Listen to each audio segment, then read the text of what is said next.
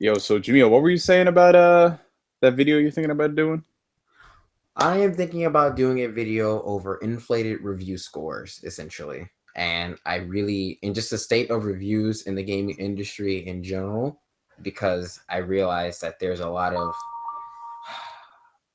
problems when it comes to that. Oh, okay. So like a particular example would be like what? Something For recent? for example, a good example would be, like I said, with the Legend of Zelda Breath of the Wild, it was getting like nines and tens across the board, but people then bring up the performance issues. But if you look at a game like The Last Guardian or even just other games, they would not only bring up the performance issues, they would give it a lower score because of that. And it's not just Zelda that gets a pass. Even Grand Theft Auto on PS3 and 360 is guilty of this. And there's like a whole bunch of other big games. But that's the problem. Like in general, big games get a pass on many things that people like gloss over for things that aren't as big. So it's like that's one of the main issues I wanted to address in that.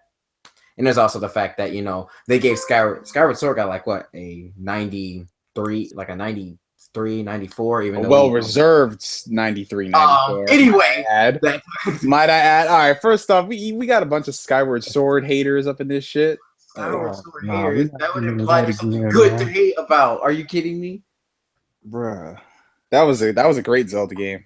I didn't even play that one. I skipped that one altogether, so I got no input. Man, listen, that was a great game, and Metacritic is all you need to know on why it's great. Okay. Wow. Okay. All right. All right. Right. Well, I guess that's it, everybody. That's it. That's all you That's need it. to know. That's all you need to know about the podcast. Skyward Yep, Sword. Skyward Sword of all games. Forget everything else. Oh Go man. find Skyward Sword. Like, why did you not like Skyward Sword? I need an answer to that. Because it was garbage. Okay, how many of you here actually played that? Let me rephrase that. We know Rob said he didn't play it. Danny. I played it. All right, we know this nigga didn't play it. Excuse me. This dude is tripping already, man. Jamil. I played it, so I have sir, Have me know what? that it's garbage. Why is it garbage? Oh my god. Do we really? Okay, garbage. Garbage story, garbage No. combat, garbage, No. like linear as fuck. Fuck that game. There's backtracking, just- sir. It's not He linear. just body slam his I just- microphone. What the fuck? I just thought it wasn't fun. Fair enough. Fair enough. Like I sat through, and when you have to force yourself to keep going in a game, hoping that it's gonna get better, it's kind of not a good sign. That was one of the best stories in all of Zelda lore. People just don't appreciate it. Sir, Appreciate it soon enough. I all I can say to that, sir, is you a damn liar. Yeah. All right. NXP podcast. Funny way of Had a saying key to the podcast. past. Trying to segue from Link to the shilling frauds. on this old Link to the game. frauds. Yeah, Well, facts. I will say this: Skyward Sword is apparently the beginning of all this. Didn't they say it's like the first game in chronological order? Yeah, it's the first Zelda ever. It's the first. It's the start of a cycle of Yeah, like, So it started a greatness. Bang, bang. Let's go. Oh Bang, my god! bang. oh, you don't quit. You Bang, bang. Let's go. NXP podcast. We don't have episode titles because we don't care. Welcome to the I guess the late bird edition on a Tuesday. Normally we do it Mondays, but like I said, Tuesdays are our backup days. Let's introduce the panel. As always, flanking on my left, we got the one and only Danny D's World. What's going on, bruh?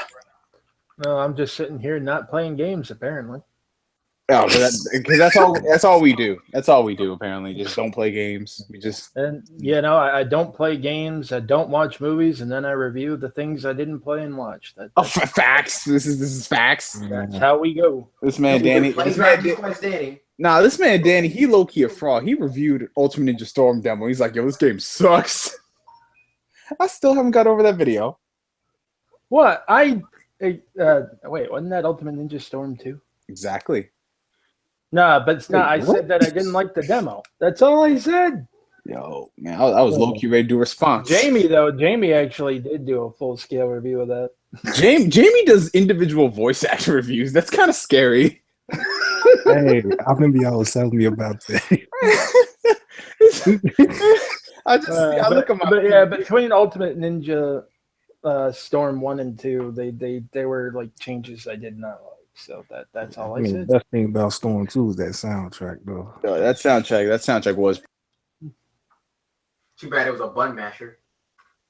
I mean, that's all. Hey, I don't care. Yo, remember they had that tournament for like $1,000? I'd have been a button mashing fool. See, Ultimate Ninja 2 and 3 were my thing. I played those like nonstop. Actually bought Wait, those. you said Ultimate Ninja? Yeah, the original Ultimate Yeah. Ninja series. Yeah, Ultimate Ninja 3, man. I used to love when you could give everybody different jutsus. Mm-hmm. Yeah, They actually- three. They actually had them dub it. I just like the way they handled the story in those games too. Like, Oh wait, we that was talking back when positive things about Naruto? What is this? no, oh yeah, remember I've always just hated Oh, it. yeah. I'm a jealous Dragon Ball fanboy. It's not like I I was see. ever Whoa. on record as a fan or anything. How Facts. did we even get here? Welcome to the Bitching and Moaning podcast, everybody. Right. I mean, we ain't even introduced It's festive. everybody. Everybody already spoken. Here we go. Nah, if I had to say the best one, yo, I was really partial to it never came out in the States, unfortunately. But Gekto Ninja Tyson 4 on the GameCube, that was my shit. I remember. I know what you're talking about. Yo. Facts, man. I had a lot of fun with that. Had a lot of fun with Ultimate Ninja 3. And we didn't get Ultimate Ninja 5 in the States, which sucks because Europe got it, so you could either import it or emulate it. I didn't get to touch Ultimate Ninja 4 either, honestly. It wasn't nothing to write home about, bro. Oh, yeah, I remember a friend of mine. I remember I was like excited for it and everything, and then because like the first arc of Shippuden even managed to be decent. You know? Yeah. Yeah, the first one was great. And that was covered in there, and it's like, okay, cool, you know. And then it's like it was the arc after that like really started losing me. Because you know it always changes when the Fire Nation arrives. Well, the Uchihas do use fire attacks, so technically speaking, yeah, the Uchiha show. Yeah. So can you finish this intro or not? Oh yeah. I mean, we just introduced one person, man. It's just right now. Wow. It's just Chris, Danny, and two other people. Facts. We're on a roll. All right. Flanking on my right, we got formerly young, now just rots 112. That's the best part about it. Man, what's going on there, buddy? And we got somebody else here. What's good, y'all? Jamil. Right, just everybody introduce yourself, man. Because clearly we ain't getting anywhere. Nah. I just did a review on Nier Automata. That game was amazing. Like that's all I gotta say. That is the best game Platinum. I'll say this on record. I want this on record. That is the best game Platinum has ever made up to date at this time. Better than Bayonetta 2, better than Metal Gear Rising, better than Mad World, all of them. But is it better than The Legend of Korra? Yeah. Is it better than what? Is it better than The Legend of Korra? Boy. Does it surpass? Listen. Does it surpass the critically acclaimed darling Star Fox Zero? Just listen. If you don't get that garbage, speaking of Star Fox Zero, here's the funny thing about Nier. See, that's as fast as it takes you. No.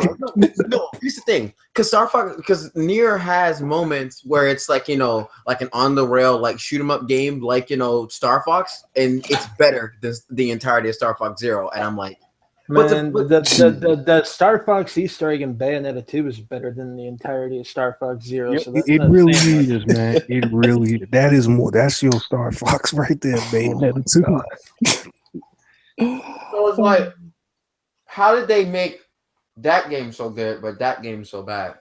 Well, the one wasn't tacked to completely needless second screen motion controls. So. That and I low key, but we'll get into that when we talk about Platinum. I need to go ahead and add real quick, and also one wasn't made by a blind dude with a giant smile on his face. Oh God. That was hella creepy. That's true. Miyamoto. Oh my god. That Yeah. smile will haunt you in your dreams. I have so many issues with that, man. It's not even funny. But that's not what we're here for. Yeah, let's finish up the intro real quick. Yeah, so NXP NXP podcast. You can follow everyone on Twitter, which I should start putting into the description, but I'm hella lazy. I don't think we can ever bag on a Tales prologue after this. Oh God. Oh man. Listen, the one for Berseria is I. The one for Berseria is I. But yeah, so let us know if you guys want us to put the podcast on like SoundCloud or iTunes or Google Play. Like where do you guys prefer to listen to it? Because I know not everybody is subscribed to YouTube Red, so you can't listen to it in other applications when you're doing other stuff. So just let us know if you want us to put us on any audio streaming services, and we'll get to that with the next episode. But yeah, we got a couple of topics to discuss today. Not really a lot of news per se, but things that we've actually been playing and watching and, you know, getting our time into. A couple of game impressions, a game review. Except for me, because I don't do that stuff. You see, you have triggered this man. I am petty about this now. Yeah. I was gonna say something really messed up, but never mind. All right, so, but and we actually have a main topic to discuss today for the episode, but we'll get into that later. We might as well just dive into the impressions. Now, I think this one is going to be the easiest for us to do because only two of the people in this chat have seen it, and since we can't really talk about spoilers per se, it's going to be a pretty quick discussion. Both Rots and I here have seen Logan over the weekend, and might as well just discuss it, see if you guys want to check it out. Most of you here have probably already seen Logan. If you haven't, don't worry, not going to be any spoilers. I'm going to leave this up to Rob because he is the resident Wolverine fanboy in the call, and he actually saw the movie before me. So, Rob, going into this movie, I don't want to say there was a lot of hype for it, but there was a lot of, I guess you could say, anticipation because this was going to be the last run for Hugh Jackman, quote unquote, last run for Hugh Jackman as Wolverine. He swears up and down he's going to retire. Maybe this is the last one. Who knows? And there was talk about this being separated from the main continuity and how this isn't going to tie in with the other X-Men movies. So overall, what were your impressions of Logan? All right. The best way I can say this is well, first of all, if you're a Marvel fan, you kind of grown to accommodate yourself for a Fox Marvel movie in the first place. You kind of know what to expect. And Logan is actually really solid as just if you turn your brain off and look at it as just a movie. But if you're as big a comic fan as we are and you can't turn that side off, I personally got triggered a lot. So it's like, let me go ahead and I'll just get this out the way. It's like, I respect Hugh Jackman and Patrick Stewart. You know, it's been a long 17 years. These two have been Wolverine and Professor X outside of anybody else. You know, they have been a staple 17 years. That's a long time. So I respect them, and that's probably one of the main reasons I even supported this movie was because they deserve it. However, this movie did make me angry. It really, and I can't even get in depth why, but the best I can say is if you know how Fox Marvel does things when it comes to hyping you up on a certain premise they're going to use, and then you find out how they fox it up. Foxify. They foxify it, and it doesn't change here. But Chris, I want to kind of get your perspective, me as someone who, because obviously you just said I'm the Wolverine fanboy, but I kind of want to get your perspective, being from someone that's more level with it. Yeah, like I said, going into the movie, there was a lot of talk about it because obviously you see the reviews trickling out because they didn't have an embargo on it up until the very end, like a lot of movies do. So there were reviews coming out for like 2 weeks prior. So there was a lot of positive buzz about the movie. And I was actually thinking to myself, you know, maybe this might be the one, because the fact that it was removed from the continuity at first kind of bothered me, because it was like, all right, this universe literally makes no sense now for having movies that are quote unquote not canon. But when I started to see the reviews, I was like, maybe the fact that it's out of continuity is a good thing. That was something that Danny had to convince me on. He said, listen, if they're going to make one last ride, then just take it away from that godforsaken continuity. I was like, okay, cool, you're right. Now, here's the thing. Like I said, there are very few people in the world whose opinions I actually trust more than anything, because these people, their opinions are grounded, like they have something behind them. They know what they're talking about.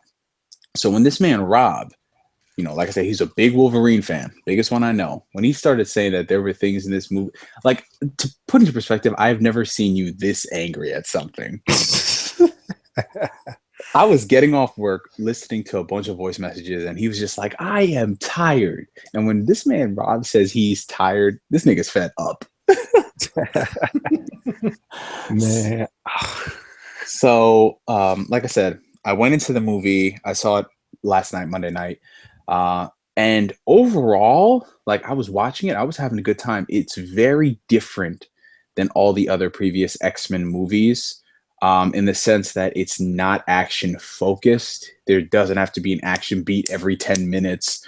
You don't have a lot of characters to focus on. It's just Logan and, to a lesser extent, you know, Professor X and everything, but it's very focused on Logan. And I was enjoying myself for the most part, because it was a nice change of pace. It was very slow. This is a slow burn.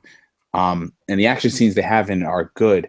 However, like I said, without getting into spoilers, which I think probably Rob and I will do a full-on spoiler discussion down the road, there was something that just took me out of this experience, and that was the fact that it was out of continuity, which, like I said, I'm not going to get into spoilers, but the way they set up this world and this story, you're just supposed to assume so much friggin' happened and how that affects Wolverine's character, to the point where it's just like, all right, I'm kind of taken out of the experience. I'm taken back, because you're supposed to expect me to believe that such shit happened, and this is why this happened, and that happened there. It's just too much for you to do in a movie like this. I felt that they could have done this a lot more organically if they had a movie before this that led into it.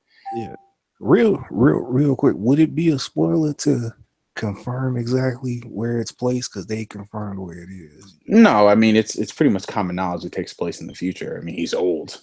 Yeah, but this is the thing though. This, I don't know if you knew this exactly, but this is 6 years after Days of Future Past, how it ended. Exactly. Yeah, I know that. Wait, pause. What? This is only 6 years after you seen when Logan woke up and they fixed the timeout. This is 6 years after that. Only 6 years. No, wait. You're talking. No. Because when Days of Future Past ended, wasn't that still the early 2000s? No, that was supposed to be that time, which was 2023. Are you? What? Logan is in 2029. This is 6 years after that. I thought that.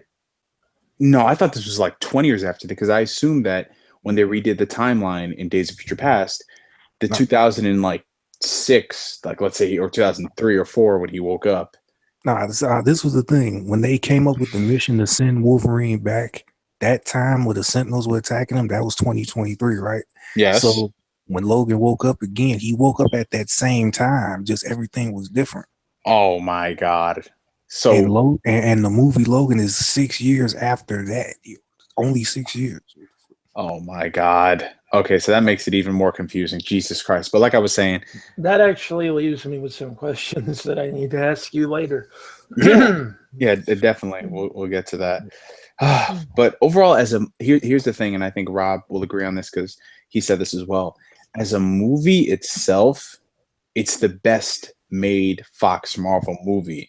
In terms of looking at everything on paper, it's a good movie. Yeah. It's really good in that respect. However, like I said, we've grown up and we realize that we can expect more from these movies. but a lot of the general population just looks at this as, oh, well, it's the Fox Marvel approach. Give them a trophy for trying. So when they strike out, they strike out. And that's why I think everyone is perceiving this as, like, when some people said this shit was on the level of The Dark Knight, I thought that, I was like, oh shit, okay. But then when I saw this, I'm like, it's a good movie, but not on that level, man. Yeah, it's like the unsuspecting mind or the not quite as savvy mind, they were satisfied with it. And I think it's mostly the emotion, not behind the movie itself, but also realizing, this is Hugh Jackman's last ride. True. People want to support. It's not unlike Phantom Pain, where people just say it's Kojima's last Metal Gear. Well, yeah, like I said before, I had a feeling people were going to start reviewing this feels-based, basically, more than just quality of the movie. Yeah. Which kind of allows us to segue into another topic, but hey. Yeah, so overall, Logan, I thought it was a good movie. Personally, I would see it again because I thought, like I said, it was a good movie.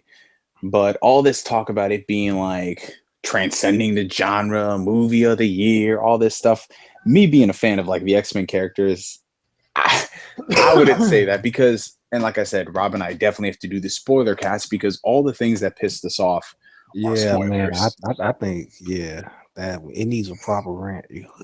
Yeah. So anyways, let's move away from that and let's get into some game impressions. I said game impressions and review. The review segment I want to leave specifically for Jamil here because he actually has a topic that he wants to talk about as well. And it's something I think all of us can contribute to as well because we've played games by the developer.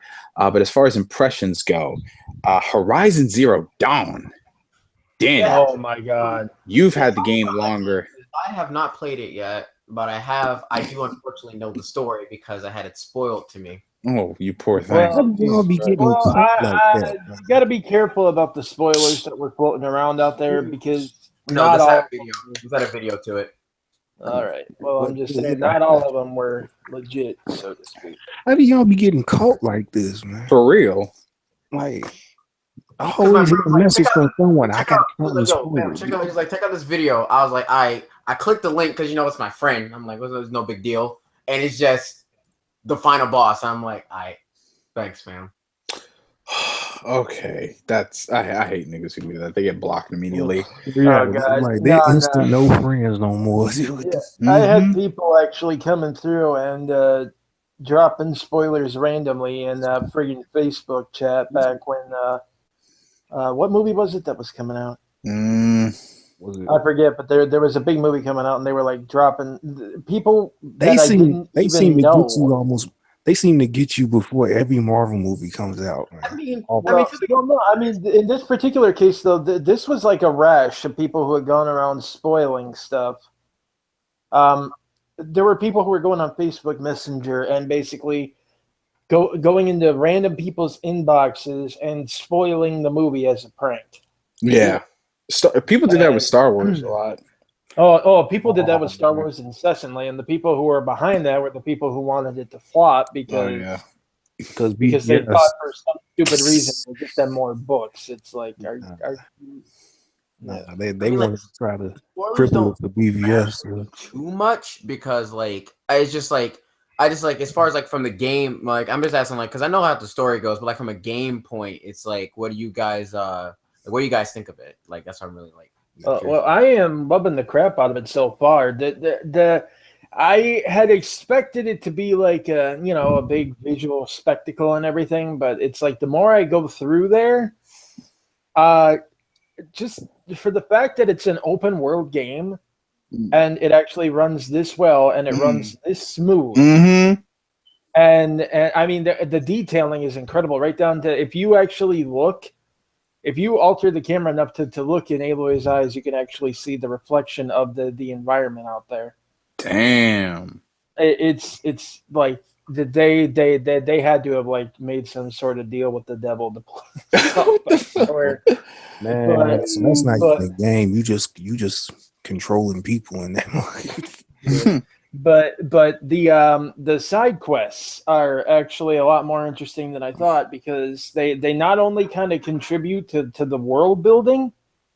Like, there are very few side quests that are just go do this. There are, but most of them are like the hunting trials, and they're mostly there to be like tutorials for different ways to take down different machines, get more resources when you do. There are the tutorial quote unquote missions where it just gives you an objective to do with each weapon, and once you meet it, you clear it. And it's really simple, like trip 3 machines with this kind of trap, stuff like that. But they're like scripted side quests that exist no matter what. Once you go to certain areas, you can unlock them. But you even encounter some just.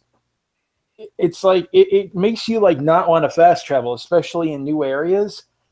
I still know how to fast travel. Oh, well, you can get fast travel packs in the game. And when that happens, once you have like a campfire or a settlement unlocked, Oh, that's what I thought at first. I thought you got to use it to unlock it. But once you do, when you're on the map, you hit R2 and you can fast travel if you have a fast travel pack. Or, this is a bit of a tip, if you buy the golden fast travel pack, which you can get at the day tower, it costs a bit, but in the long run, it saves you a lot more because it's an unlimited use fast travel pack. And nothing in the game tells you about it. You kind of have to find it. So. Oh shit! Thank you, sir. But just exploring out there in the wilderness, you come across people and things, and investigating them or talking to them can unlock side quests. Like you find someone stranded in the middle of nowhere, and you're like, "Hey, I got robbed by these bandits," and then you actually track the bandits and you find where they are and you take them out. Or someone injured on the side of the road tells you to please find, the person who did this, or please find my brother, my husband, my wife. Tell them that, I'm sorry. And it can get a little feelsy at times too. I'm not gonna lie. And the main story can too. Like, oh Lord, when well, I can't get into it because spoilers. But if we couldn't get into Logan, we can't get just trust me. There are some unexpected feels in here. I have a question though. And the way Aloy is presented is also pretty interesting, because while she does have like a main set personality, like the details of it and how like aggressive she is or analytical or compassionate is actually determined by the player. So you and those little dialogue choices, they don't affect the story, but they do affect how the character comes across to you. You essentially make her be. Do you want her to be a hard ass? Do you want her to be, analytical and just super smart? Do you want her to be a really kind and caring person? That's up to you. And that, I think, is actually kind of a cool twist on everything. Yeah. But you said you had a question? Yeah, I want to know, how much of the exploring do you have to be in the car for? Car? Oh God. Well, the best thing about the game is that aside from fast travel, and you can also go on foot, there are certain machines that you can eventually override and control and ride, and it's actually a surprising amount, and you can't override them all right away. There's something you have to do as the game progresses to learn how to override different machines. So nice. It's not just a simple, straightforward. There's some depth to the gameplay. It's pretty cool. Yeah, I started playing it yesterday. I picked it up. Shout out to Best Buy's buy one get one 40% off. But yeah, I mean, literally, I got this itch for Horizon when I started seeing what Danny was posting. And like I said, the last open world game that I played was Final Fantasy 15, and I kind of had a really bad taste in my mouth on open world games. I mean, I saw Zelda was coming out. I didn't want to get Zelda because I didn't want to dust off my brother's Wii U. So I started looking at Horizon. I asked this dude, Danny, I'm like, Danny, like, I don't need another quasi open world. We're big for the sake of being big, these bullshit ass side missions. And then when this man Danny was saying that, nah, man, it ain't like that at all, I was like, okay, all right, fine, I'm gonna trust your judgment. started playing it. I'm not too deep in the game. I'm like seriously really early. I'm like in the first like 3 hours. And I gotta say, first off, attention to detail is incredible. Like the visuals. Like one thing I was worried about is because all the footage they showed was Horizon running on PS4 Pro, but thankfully, vanilla PS4 hardware, there's like no like if you were worried that the game was gonna run doo doo on it, it's not. It's beautiful. The frame rate is solid. One thing I'm really enjoying about the game is how deep it is, because when you get it, like you think it's just, oh, you're gonna shoot down these dinosaurs here, you're gonna shoot down those there, and that's it. But now it's got a really deep crafting system, weapon upgrades, weapon modifications, and gotta hunt organic things too. yeah, it's not just the mechanical things. You actually can hunt actual animals, and they yield different rewards that'll help you with your crafting. It's a very crafting centric game. It's not like you get unlimited ammos to shoot. It's not like Tomb Raider where you can pick up the ammos if you don't need them. If you lose those ammo, if you lose that ammo, that's it. You got to craft it, which is not too hard because there's resources everywhere. But yeah, I'm really enjoying it. One thing I was worried about is, like I said, it would be a quasi open world, but it's actually not. It seems like it's got some depth to it. Like I said, I'm really early, so I can't say too much on it.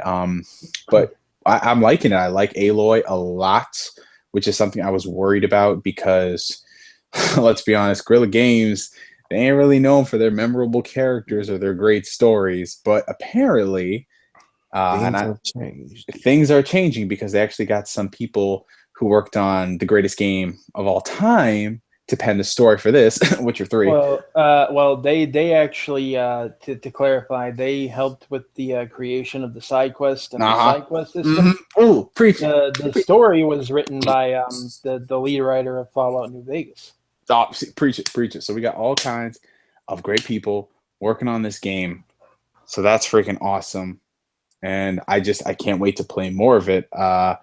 And that's something I want to highlight about this game. I don't know if you noticed this as well, Danny, but like I'm surprised that this game is not getting more attention for its diversity, because when you look at the amount of effort that went into like the world building and like the different ethnicities of people, Aloy, for example, like some people were saying, like, because you know how you get those neckbeard dudes saying, oh, I don't want all these females in my video games, but Aloy is an actual character, just like Lara Croft is an actual character.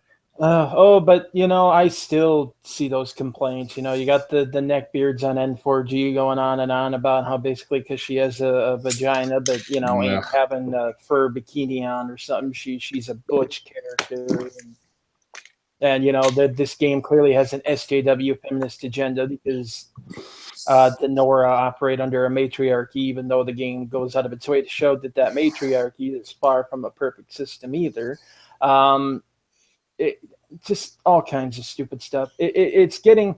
I mean, honestly, though, I've actually heard more crap from the quote-unquote anti-SJW crowd, the reverse snowflakes, than I have the SJW. So far, their only stab at a complaint is trying to say that this is cultural appropriation of Americans, even though they're not the only culture represented, and there's also European subsets in there. There's black people. There's Asian. There are black people, member of these tribes, Asians, actual Native Americans, white people, because this is multicultural world.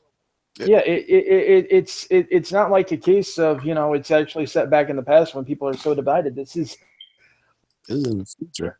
After we've had multicultural societies, multiple races living together in like different areas. So of course this is gonna, and that's one thing that I actually thought was kind of cool. They didn't have like your typical, all of this race are technically bad people, right? Because every tribe had different people of different races in it, and it feels like really natural as a result of that, and also avoids being preachy at any time. And it's just the way that it's a case of the world building and the lore and how deep they go into it and how deep you can go into it. Like I seriously advise talking to as many people as you can in as many settlements as you can, because there's always at least one or two people there who can give you like a lot more background information, whether it's about tribes or settlements or that, and you can learn some really cool stuff about the world this game is set in. Mm-hmm. But yeah, unfortunately, it hasn't completely dodged the whiners. Facts. It won't. I really want to applaud Gorilla because, like I said, Killzone's fun and everything, but that. Well, Killzone's big problem is they had god awful. Well, the lore is like really good. Their problem is they've always had a hard time like articulating it. Yeah. Bro, which is why they kind of recognized that and brought in some outside help to help them bring it across better, and it worked out really well. Oh God, I loved Killzone 2. That was the game right there. Oh, Killzone 2. I'm telling you, fam. Yo, 2 is so much better than 3. Outside the controls, 2 is better than 3. I mean, only thing I see people try to brag about 3, man. When you see how the snow follicles blast off the gun when you shoot it, get on with that. Man. Yeah. I do gotta give them credit though for being one of the rare developers that will actually recognize their shortcoming and and own up to it and take steps to correct it, even if it means turning to people outside their circle. That is not an easy thing to do, especially developers can be pretty prideful people. They put a lot of time and effort into stuff, and to basically admit, hey, we don't do so good here. Maybe we should bring in someone who knows what they're doing. Takes a lot of guts. It does. They learn from Ninja Theory's mistakes. Well, in the case of Ninja Theory, they had always hired outside writers, and then when they started to do their own thing, one game they got to be alone on. Oh God, that game killed them, literally. Yeah, the one game where they had nobody watching them. I swear, it's almost like if you leave a kid to play in the sprinkler and come out and see they drowned. How? But in conclusion, Horizon is definitely something, frankly, that's pretty special, and I think we got a full-fledged franchise on our hands. Oh, dude, this is PlayStation's next big. This is their next Uncharted, bro. Love Aloy. She's very well rounded. She's very well developed. Her face is well rounded. She's pretty though. No, she is. No, I'm saying she has a very. I know. She and it's just nice too because they didn't cave in. They didn't make her like all butch or all oh hey you're a man, I'm a woman, I'm empowered. You can't. No, she just looks average. That's good. Well, she don't take BS from anyone. Whether it's a man or a woman. She doesn't like take extra offense if it's a man. She's not butch. Even though she's a really skilled huntress, she's still quite feminine. She's got a nice if based on the setting and everything, she looks like she would exist there. Oh, she does got one other thing that triggers them SJWs though. What? She got that hip sway when she walks. All right. She does, and it's ticked off a few of them. Yeah, but anyways, moving right along, some of the comments. Let's look about that. Somebody just said the Witcher 3 developers working on it doesn't make the game better. Actually, it does because they're the kings right now in the open world genre. But okay, yeah, they know what they're DLC doing. did also win a Game of the Year award. Yeah, okay. A DLC beat out Dark Souls 3. What does it have to say? Thank you very much. Well, yeah, but at that same awards ceremony, didn't Overwatch beat out literally everything else that deserved it more? But listen, heroes can be anyone. What has The Dark Knight Rises taught us, Danny? A hero can be anyone. That it's okay to quit? Yes! Okay. Leg brace solve everything. Yes, it does. Okay. Someone just said Ninja Theory are the GOATs because they're making Dissidia. What? No, they're not. Wait, Ninja Wait, Theory. what? No, they're thinking of Team Ninja is making Dissidia. I was about to say. They're making the people that do Dead or Alive is making Dissidia, and from what I've heard from my friends that live in Japan, they said it's really good. Like it's 3v3. and it's 60 FPS regardless. Well, I tell you, Team Ninja earned like a lot of goodwill after Neo, so I'm just gonna trust. It's Team Ninja. It's not Ninja Theory, so it has a ninja in it. No, Right. They just 2 don't. levels of quality. Just got that all mixed up. You almost started a conundrum. Whoever left that comment. Oh God! All right, so let's see. Any other comments on that? Nah, that's it. So moving right into another game, let's talk about Nier Automata. Boy. Well, IGN Japan gave it a 7.4 out of 10, so it must be garbage. Well, yes, it is. It is garbage. Because as we know, IGN is always the definitive voice, and it doesn't matter what country it comes from. So I have a It question. only matters if it's the lowest score. I have a question. Do they have Japanese people working out there? Or do they have American people working out there? No, they got Japanese people. The entire review and everything was written in fluent Japanese. They just had to be broken in on the IGN style.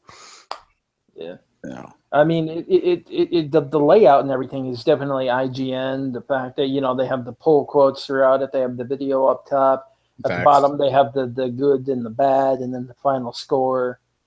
But it was all in Japanese. It was like surreal. Wow. Literally IGN. It was fun to try to read in Google Translate too. I know that was riveting reading material. Oh God. So anyway, yeah. Google translates some of the best comedy out there.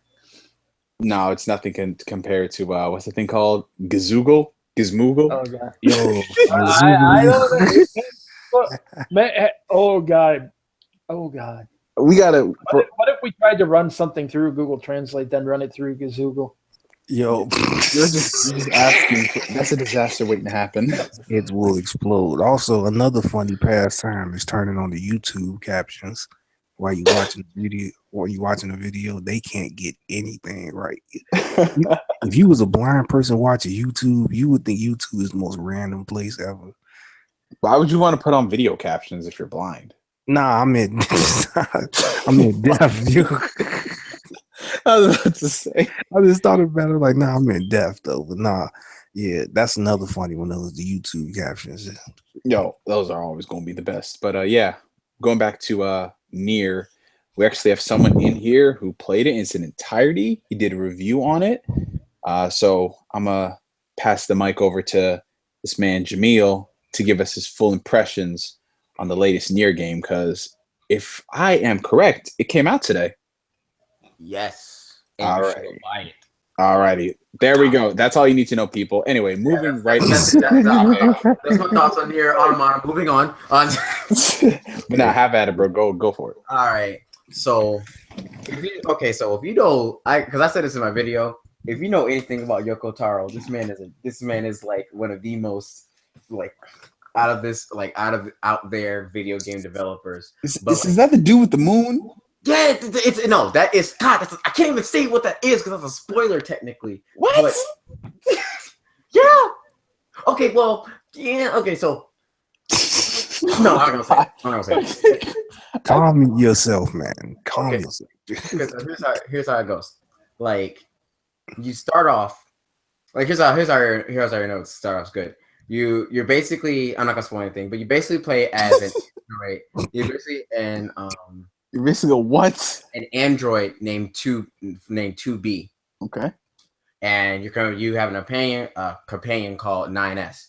But the thing is, there's basically, to give you the TLDR of the story plot. Well, not like spoilers, but the whole setup for it. Humanity, like at some point, humanity and aliens went to war, and like humans, like they got their asses kicked, so they had to evacuate up into space. So humans built androids, and the machines, aliens built machines. So that's basically what's been going with the war for like the past, I guess you can say like millennia or whatever. But like the combat, dude, Platinum.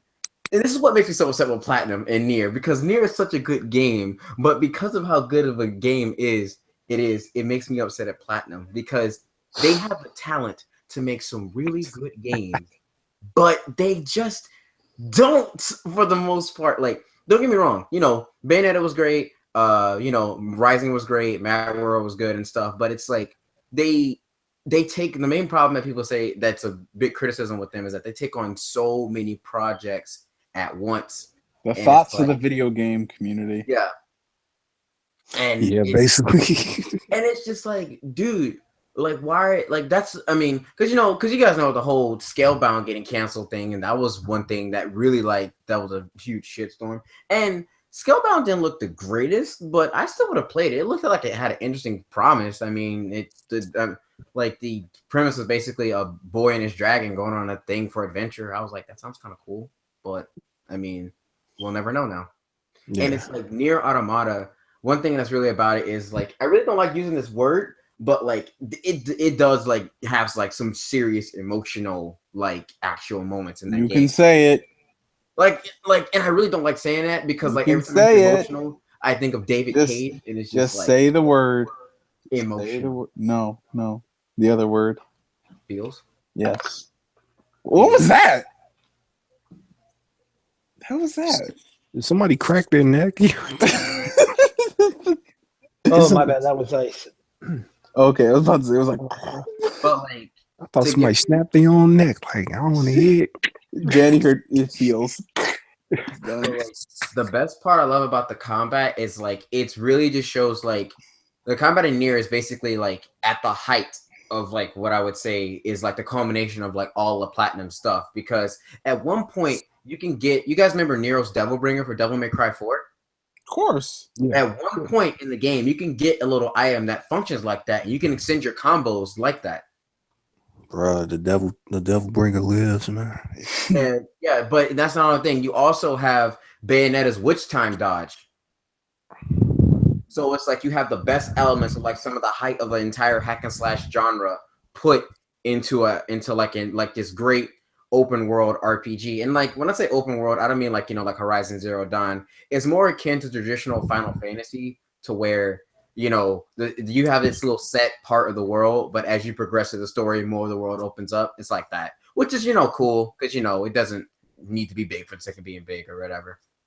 And, you have a lot of side quests, and the side quests are actually pretty good. I thought they're just going to be like, the mundane kind of side quests, but, like, dude, they have, like, some of the biggest mysteries I've seen. I'm like, because apparently at one point the people in the dev team were actually playing The Witcher 3. Yeah, I know, and it kind of got inspired by it. So Witcher 3 does it again.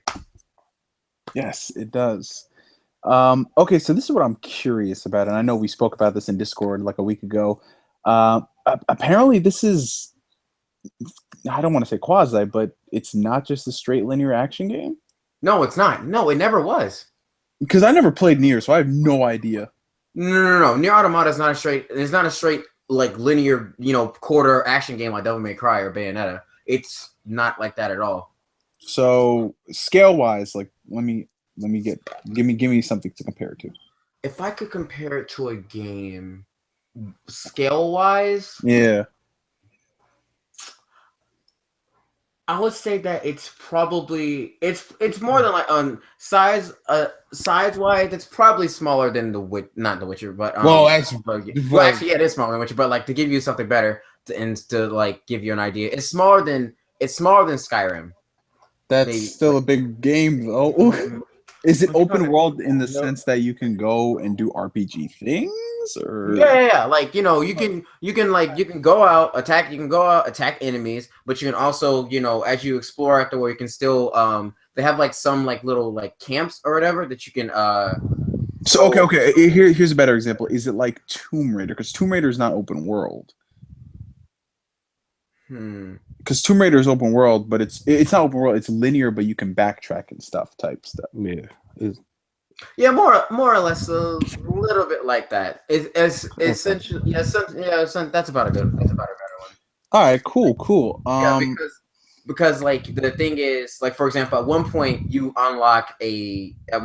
start unlocking more of the world, but you can still backtrack and go to other parts. Kind of what was it? Actually, Chris, you play Yakuza 0, right? Of course. Yeah, it's kind of like Automata's basically kind of like that, because it's not like Because when I think, when I think of it's open world, it's more like a Shenmue sandbox. Yeah, it's kind of sandbox. It's kind of sandbox because when I think of open world, I think like Skyrim. I can go at any place to the world at any time, regardless of what point I am in the story. Nier is not like that. Yeah. That's the best way to put it, man. Yeah, but it has side quests. You can upgrade. You can upgrade your weapons. But and the fun thing about weapon upgrading is it's not hard to do at all. Like the max level for each weapon is 4, so it's not like something that's going to take you hours upon hours upon hours of grinding to do. You can do it like really quickly, and then you can typical platinum fashion. Yeah, and then they also added like you have like these upgrade chips or whatever, and they can basically expand like you can do more damage, you can do more damage, take less hits. You also get like you have this little what was it? Little robot friend called Pod. And when you hold down R1, that's how you basically deal in like your range attacks. And he shoots out like like little gun bullets, but it can be upgraded to like he can give you spears, make you a shield. It's really crazy the stuff you can do. Mm-hmm. But what about that controversy about the item people found? You mean the trash item that was called N64? What? I heard about that. Yeah, I mean there is a trash item in the game called N64. Oh God. People got so triggered over that. And it was actually saved and apparently took it out of the game. Wait, do I have that item? I mean, I have to check trash it out. Item called N64. Yeah, it's a trash item called N64. And you know how volatile the Nintendo fans are. Yeah, they on suicide watch. They just bought 2 Nintendo consoles. Don't tell them anything. Depending, you also have other characters you can play as. Like for example, at one part of for the first part of the game, you play as 2B, but then for the next part of the game, you play as 9S, and for the next part of the game, you play as A2. So and I'm assuming they all have completely different. And they all have completely different play styles. There's nothing. It's nothing. It's really good. And I really like that. Like for example, with 9S, he's a fighter, but he's more like on the support side. So at one point, when you hack, you hold down triangle, and he basically hacks into enemies, and you go like through this little hacking mini game little thing. It's really quick. It's nothing that's like a real big pace breaker. And you basically like shoot like this little ball in like the middle, and then I basically like deals like a lot of damage to the opponent. It's really cool. And I was like, yo, what? And then they also have I don't know if you played the demo, but at the beginning of the demo, they have like I said, they have those Star Fox sections, which are basically, and it's funny because they're better than actually Star Fox Zero. And I was like, fam, why could y'all do Star Fox Zero like this? Like, why? Now that brings up something of discussion. We're not going to spend too much time on this. Platinum Games fuckery, dude. It's not even. Dude, it's not even that. It's something that I always realize. A lot of like, for example, a lot of people, get behind Devil Bayonetta because Kamiya created Devil May Cry and stuff, and it's like, oh, it's gonna create a Devil May Cry. But what people don't understand is that Kamiya only created Devil May Cry 1. The best Devil May Cries 3 and 4 were not made by him. Like I understand that he's the original creator, and I get that. I'm not taking nothing away from him. But the best Devil May Cries were not done by Kamiya. In fact, if anyone were to tell you to go play Devil May Cry, they would tell you either play 3 or 4. Facts. Especially 4 with the special edition. Oh, God. Yeah, especially 4 special edition. Oh. Yo, I just Rob. I know I'm hella late with this, but I just scooped that special edition up. You just did? Yo, bro, it was $10. Well, better late than never. I mean, have you ever played 4 before? Yeah. I'm about to say, yeah. So no, I haven't played the new characters though. That's yeah. Oh man, Virgil's new gameplay. Platinum. One thing that drew me to Platinum wasn't necessarily it was Kamiya, is because they were making a lot of interesting different games. Like you had Mad World, you had Mad World, 101, Rising, Vanquish. Those are like Wonderful 101.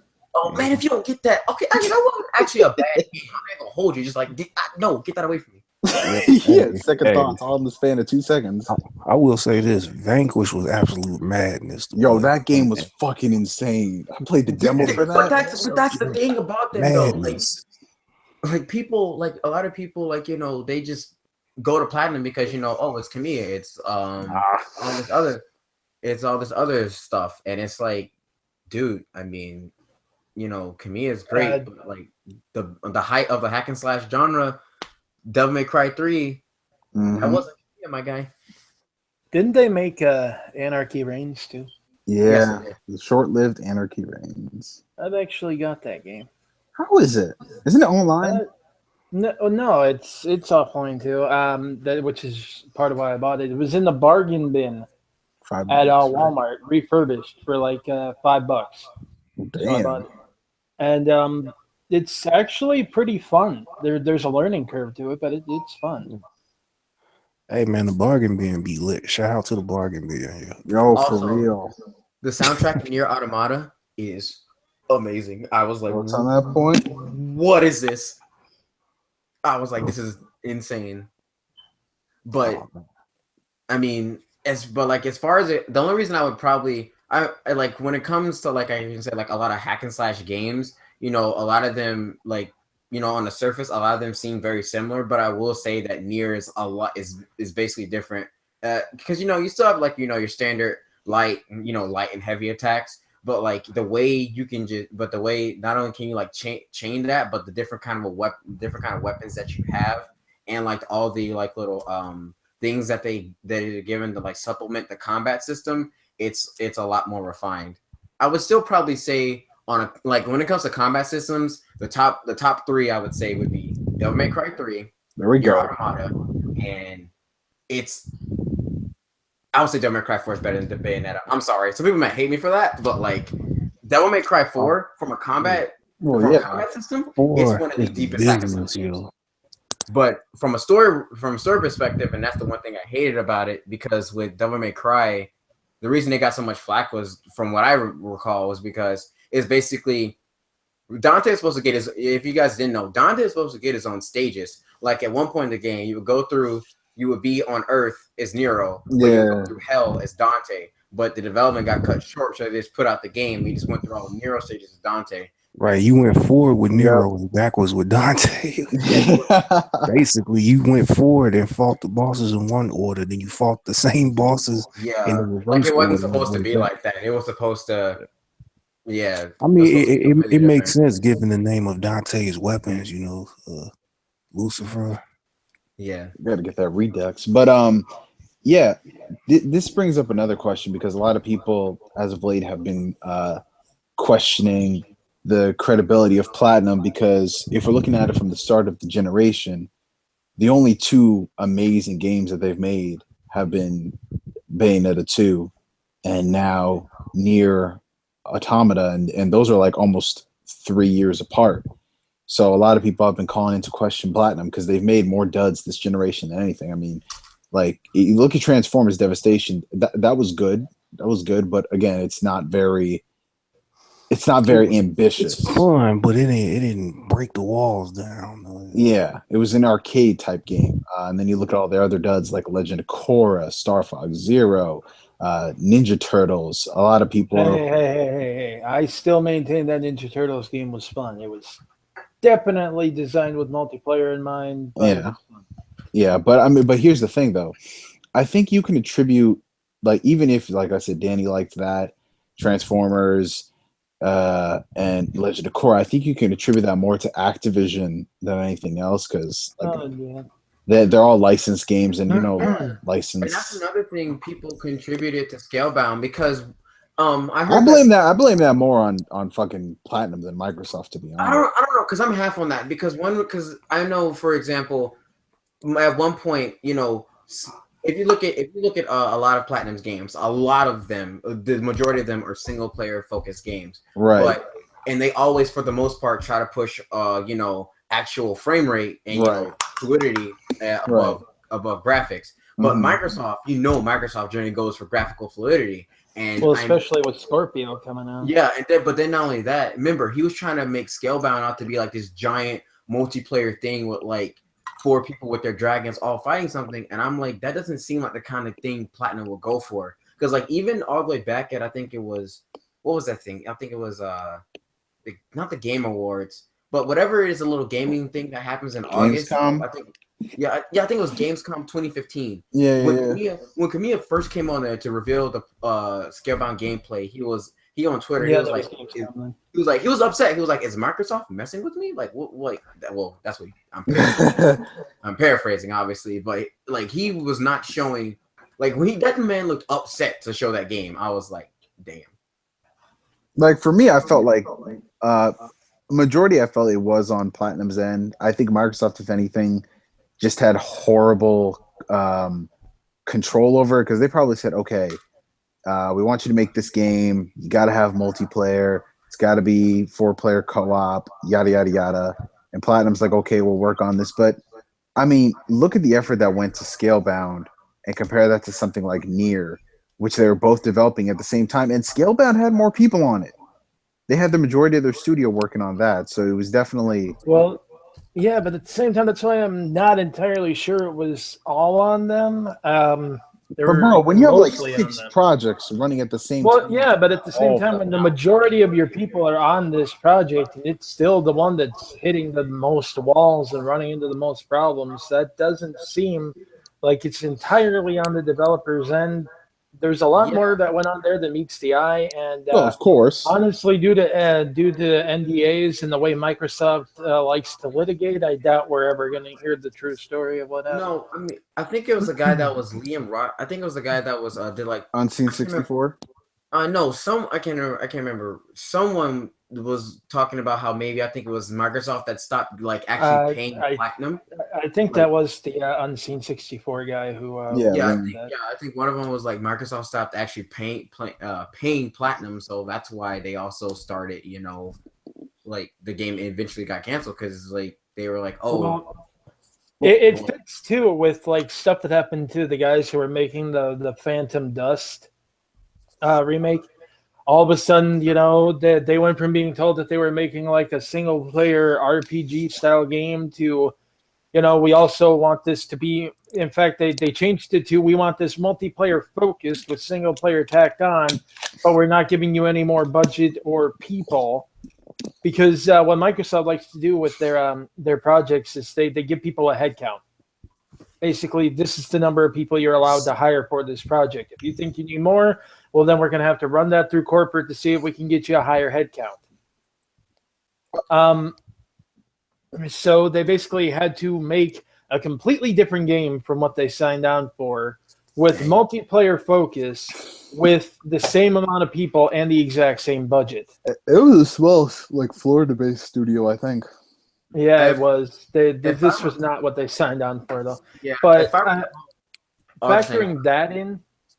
What? No, you finish. Go ahead. I'm sorry. Just factoring that in with what happened with Platinum, it really would not shock me if they kept, saying, "Oh, hey, you need to meet this," or "Oh, hey, we want you to do this," or "Focus more on this," or we want a multiplayer mode, which may not even have been part of the package originally. That does sound like and then of course you're going to miss milestones because it's going to be like, okay, well, we got to scrap this and we got to start working on this, or this has to get put on hold, and they've only got so many people that they can have on the team. Mm-hmm. And then they're like, oh, you missed this deadline, you missed this milestone, we're not paying you. To be fair, like that does sound legit.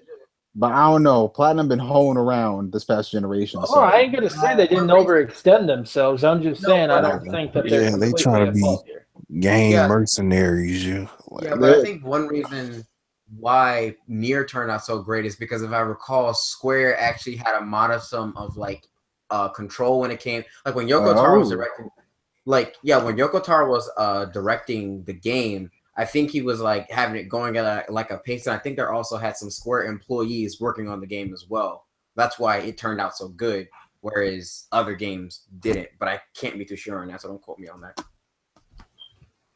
Well, damn. Alrighty. So from what Jamil describes it, Nier sounds like it's awesome. If you guys want to check it out, he'll probably tweet it and I'll retweet it and you guys can see his full thoughts on that. Let's get into the main. Also, can What's I up? mention something real quick? Okay, go for it.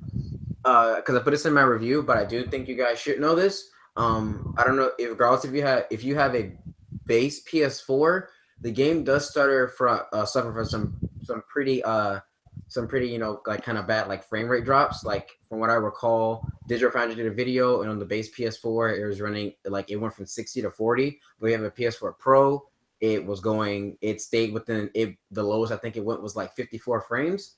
So that is a heads up. If you have a PC and you kind of want like a better experience, I would say wait till March 17th to get the PC version. Or if you have a PS4 Pro, or you just still want to get it on PS4, but I thought I should at least let you guys know that. Oh, well, there you go. PC players, look out for Nier next week at a higher fidelity. Let's get into, speaking of fuckery of things and people being hoes and all kinds of nonsense. Oh, wait, we're at this part. Yeah, man. This is actually a topic that Rob suggested. Yep. So I'm gonna let you introduce this, bro. Go for it. All right, man. So I got to talk about. I'm gonna throw this out on the table. WB Games and everyone under their umbrella, and this sudden addiction with microtransactions. And I know we've all been there before when we bring this up, but it's like now it is like annoying me that it's literally every game under their umbrella. Like you would almost say that you would almost think like their developers are being like thugged into doing this here because it's literally every game. I think I started to notice it more with MKX or Mortal Kombat X with buying fatality tokens and stuff like that. Right. But it's like I got a feeling that WB, they're gonna be like Capcom / EA in no time soon. It's like I've literally, just to backtrack a little bit, I've literally seen their ego grow. Like, another group that's under them is Rocksteady. We all know Rocksteady. Remember how Arkham Asylum started? Remember how they were humble enough to give you play as the Joker DLC for free? Mm-hmm. And then Arkham Asylum blew up.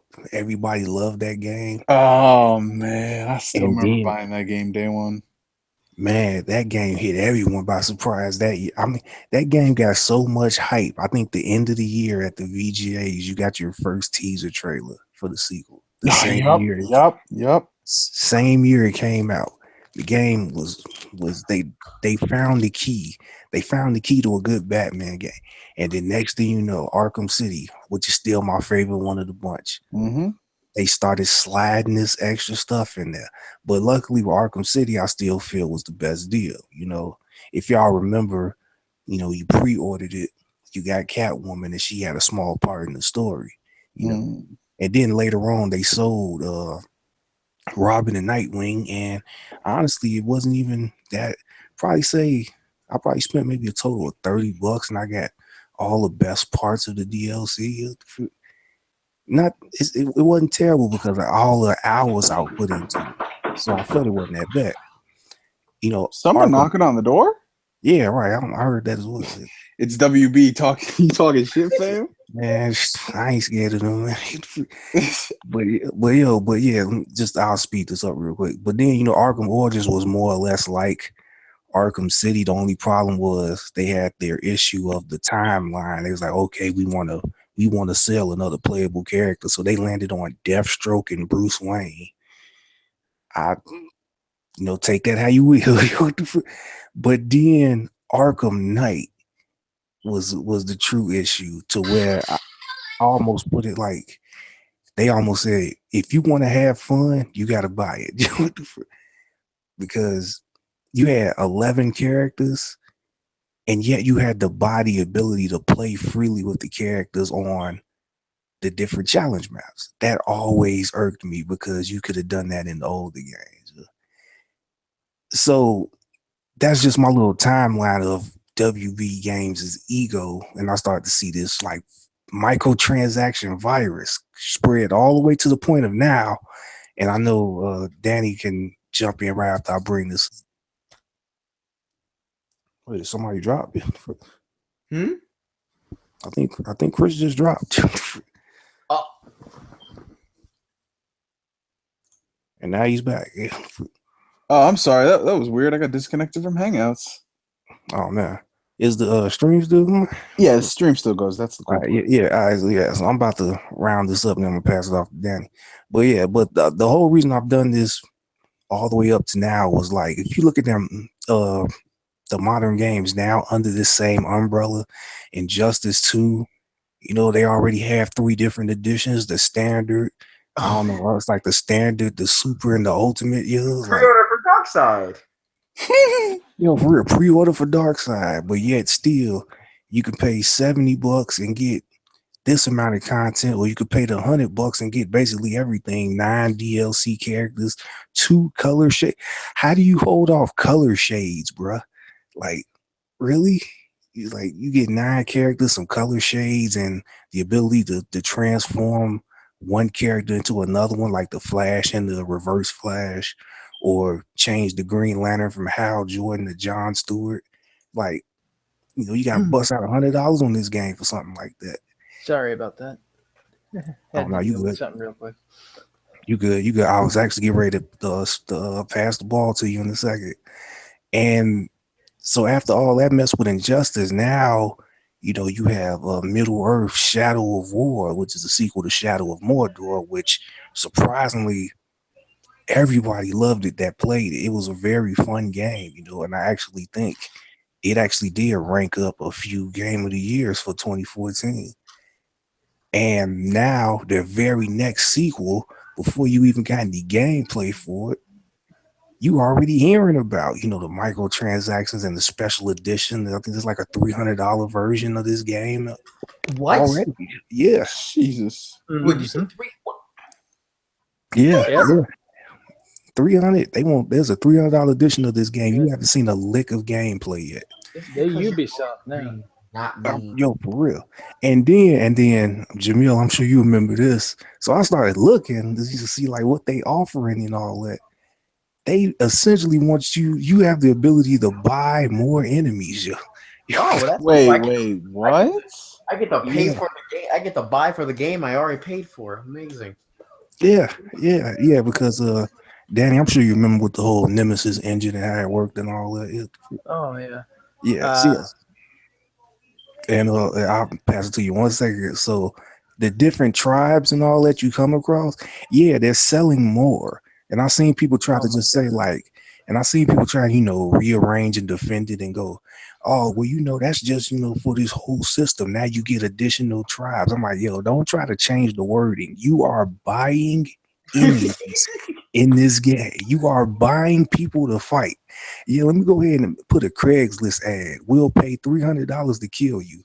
You God. can collect it afterwards. You're like, come on, man. You are buying enemies in this game. Enemies.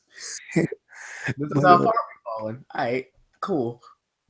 for real, you know, like this is tomfoolery, man. But Danny, what was you about to say? It's the Nemesis system is actually what got them those Game of the Year awards. Is what I Facts. was going to say. Yeah, for real. It was Best actually- sleeper hit of the gen. It was an innovation in games, period, like something that had never been done before. It actually added a degree of like personal fun to the game. Like, you know, you'd fight this guy or try to fight him, and he'd always keep, you know, killing you. And it would get so frustrating. And then finally, you got to the point where you were sure you could finally take that guy down. And when you could finally take him down, you know, it was so satisfying. Mm-hmm. Yeah. And just, oh, man, it was amazing for that very reason. And it was a well-deserved thing. But the problem is, The problem is you're talking about games that you don't play, supposedly. Man, give him a break, man. Nah, he said it, not I. No, dude, I've actually seen that happen to Danny. Like, that's like he was discussing Dragon Quest, and the person was like, "Do you even play Dragon Quest?" Oh, yo, some fraud said that shit. I was like, you are talking to the wrong person here. Right, like Anyway, the problem is The problem here for me, personally, anyway, and honestly, a problem that I can see with licensed games in general going forward is the entire premise behind Shadow of Mordor was that this is a game that, while not canon and not really trying necessarily to be canon, was attempted to, try to weave in between the events of the canonical events of The Hobbit and The Lord of the Rings and what happened between those two stories. Right. What's got me with this is that they have reached full on like fanfic tier, ignored the books from the look of that trailer. Like Sauron has been resurrected, which means either this is set far enough in where Frodo failed and Sauron got the ring back, or somehow they managed to get it from Bilbo before he gave it to Frodo, and he's resurrected, or they're going to concoct some really weird alternate means by which he has a corporeal form again and isn't a giant floating eyeball. And honestly, that there's going to be a cop out, because if that's what they're going for, and then by the end of the game you kill that body and he's back to being up in that tower, that's going to be so dumb. That is cheesy.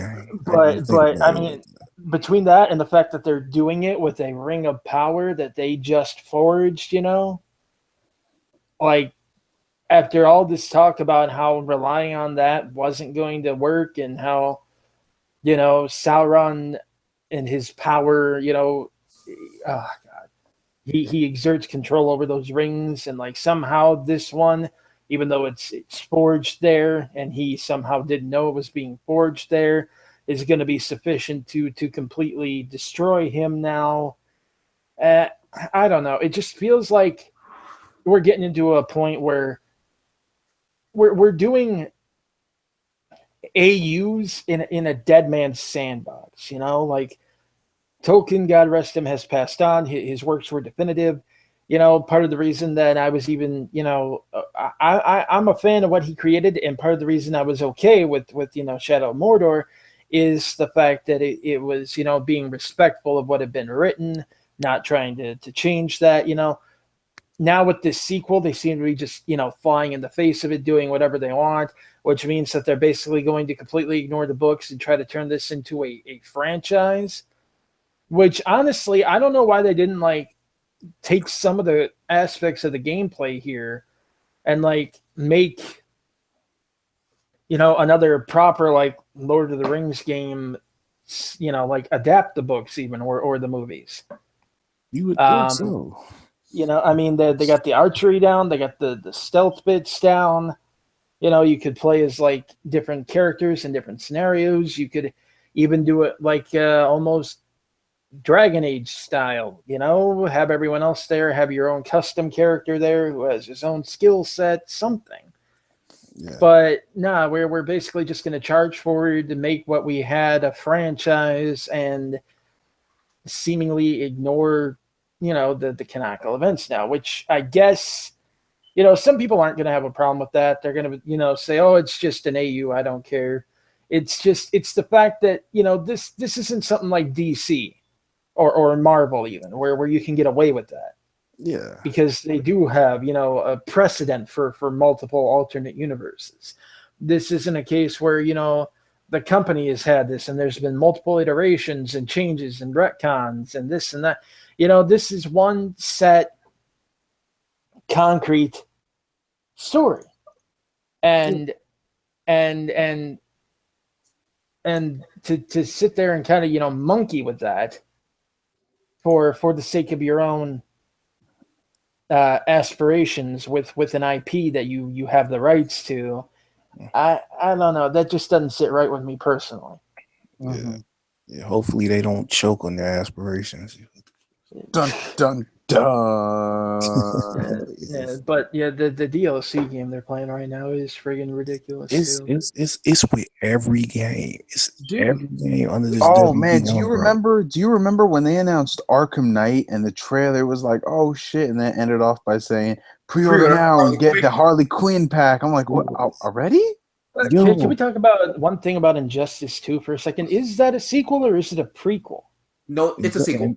It's a sequel. It's Okay, it's so only Batman really is letting Damian run around as Robin again and fly around with him after, making it very clear that he was never forgiving him for murdering his real son. That was Last I actually checked into it, this story is actually taking place.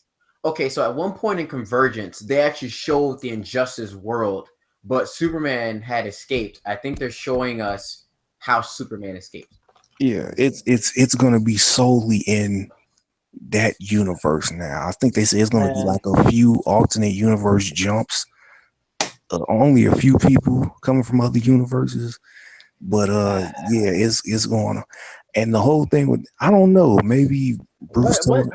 I just don't get their obsession with always trying to do media now, where Superman's the bad guy. You know, Either openly or just image wise, he's the bad guy. I will say this. I'll probably say Injustice is the best handled bad Superman because I can actually understand this one as opposed to let's just go to a world where Superman landed in Compton. Well, maybe raised up. Well, maybe the first one, but like I don't know. It just feels like they're kind of recycling the idea because they don't want to move on from it. Yeah. And, I mean, they gotta push that. And it wouldn't be near as bad. It's just they're doing it in a lot of stuff now. I mean, look at some of the other story ideas they've been pushing lately. Look at some of the, look at the sudden resurgence of popularity of the idea in like Batman v Superman and just even some of the comics. They're starting to. They're kind of starting to revive the idea of these. Oh yeah, Superman almost killed Superman, but yeah, it's because like I think Batman did something to John or got John. Somebody got John. I can't remember, but like Superman like almost killed him. I was like, yo, what's going on here? Yeah, I don't know, man. They just had this weird fixation with making Superman a villain, and almost specifically. Batman's villain. I mean, even the Lego Batman movie had a joke about that. Your greatest enemy, Superman. like, come on. Yeah, that is true. It's almost like they don't want to put the work in crafting a good story around him.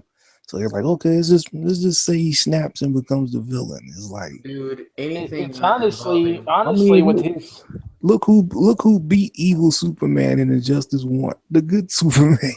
I know, but it's like evil Superman, honest to God, as overpowered as he is, evil Superman is the single easiest version of Superman to write. It's honestly the easy way out. Because, having all that power, being corrupted by it, viewing everything below you as inferior, that seems like a natural inclination, and that's very easy to have come across. I'm better than you because I'm stronger than you. I live longer than you. You mortals are ants compared to me. To take someone, though, who has all that power and doesn't lord it over anyone, doesn't see himself as above them, that's a lot harder to have come across.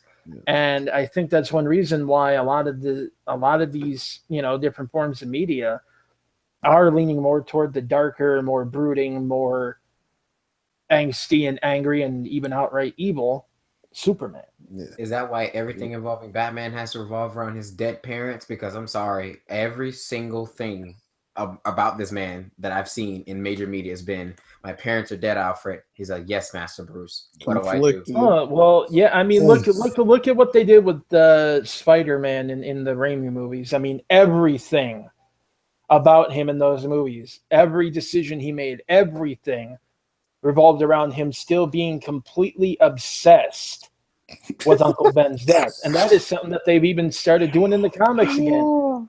Like you hear Dan Slott talk about Peter Parker, and he says that he needs that guilt to keep pushing him to be Spider. It's like, no, he doesn't. It's a sense of responsibility. He doesn't do it because he feels like he failed Uncle Ben and he can't do it again. He does it because he wants to make him proud and do what honor his words. They weren't originally his words, but they've been retconned to be his words. But I digress. True. Yeah, true. Oh, it gets old. Yeah, I mean, true. One thing I've noticed also about WB Games is that like we honestly should have all seen this coming. The second they were like, you can pay freaking fatalities in Mortal Kombat X, I was like, oh, the MKX tried to sell you everything. yo, Hey, yo, look, they can sell you. we took people. Exactly, we took people's DeviantArt sketches and made game models and got them up for sale. Cold War Scorpion. What the Cold War Scorpion? How does that even make sense? Because cold. It's got Dude, to. Oh, wow. Dude, they can sell you Siberia. I guarantee you, they could. Fucking, I mean, it's just they try to sell you everything in MKX. Yeah. Well, you know what would have sold like a metric ton if it hadn't been for their obsession with no repeat DLC? Would have been having Jason and Freddy Krueger in that game. Yo, it's like ain't nobody asked for Leatherface, so y'all could have brought Freddy back because nobody asked. I would have paid. I would have paid just to be able to have Freddy versus Jason. Man. I mean, come on, and then let them have like, cause you know, like they like doing the personal intros into the battles. I mean, all the stuff Freddy could say going against Jason. I'm like, come on, man. So y'all would rather put how they put the alien and the predator in this one? The xenomorph isn't even really a xenomorph. It's a reskin of Baraka. It's basically Baraka. Yeah, you know that's how they got away with it. You know, they think they crafty doing stuff like that. I don't know why they did that though, because it's not like you can't use the full xenomorph design. You clearly have the license. Why not bring a proper one in? But yeah, and also they kind of because then you'd actually have to design a move set for it and everything. Yeah, exactly that too. But they kind of made the xenomorph canon to the universe because of the origin. Wait, hold on. What? Yeah, because of how Devora killed Baraka by planting a seed in his chest, and the DLC story says that seed was the xenomorph. But that doesn't you? Oh my god! I'm gonna. Yo, this video. I'm gonna choke him. Pull the trigger! Pull the trigger! It was fitting. Wow. Oh my bad. That made man. I'm triggered now. That's so it's like they kind of tried to blend that together. It's like you didn't see it in the story mode. You just saw Devora run a tendril down his throat or through his chest or something like that. But like then you find out later that Xenomorph bust out his chest. How? She's not even. Oh my god! You know, this is why I'm going. This is why I'm sticking with Marvel vs. Capcom. This is dumb. Yo, shout out to our sponsor Capcom. Ultimate Marvel vs. Capcom 3 just released on PC, PS4, Xbox One physical copy. So make sure you get about 25 different versions of that shit. Yo, for real, and we gonna be waiting for that Marvel vs. Capcom Infinite for sure. Is that still on track for this year? Yeah. So far, yeah. How it goes is with fighting games, they generally don't show off anything until like another fighting game event. So we'll probably see something around the time for Evo or like another big fighting game tournament. So yeah. So, but I mean, it might get if it did get delayed, it wouldn't surprise me because what doesn't get delayed, like what actually gets released on time anymore. Wait, I will say this when it comes to hold up. Let. Oh wait, Nier got released on time. Did it?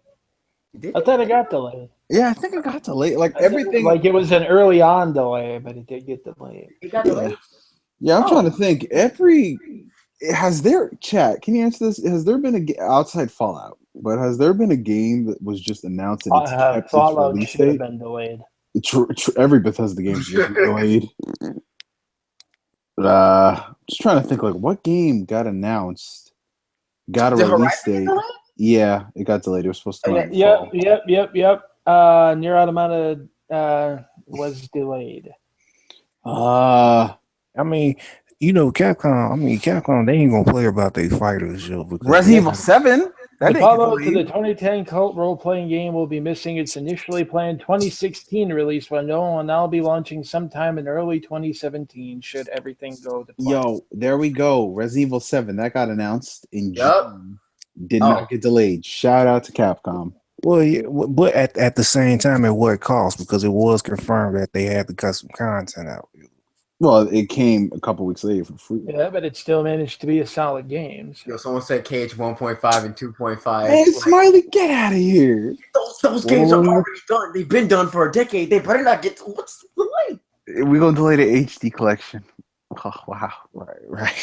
Nah, All but How much farther can they get? You think they could squeeze a 2.95? Rob, I want you to stop that. Right, stop. Right, bro, they're gonna come out with a special edition which has all the games for like $100. I'm just like, stop. You know what game Yo, really? watch You know what game really missed its release window though? South Park, man. Persona 4 or 5.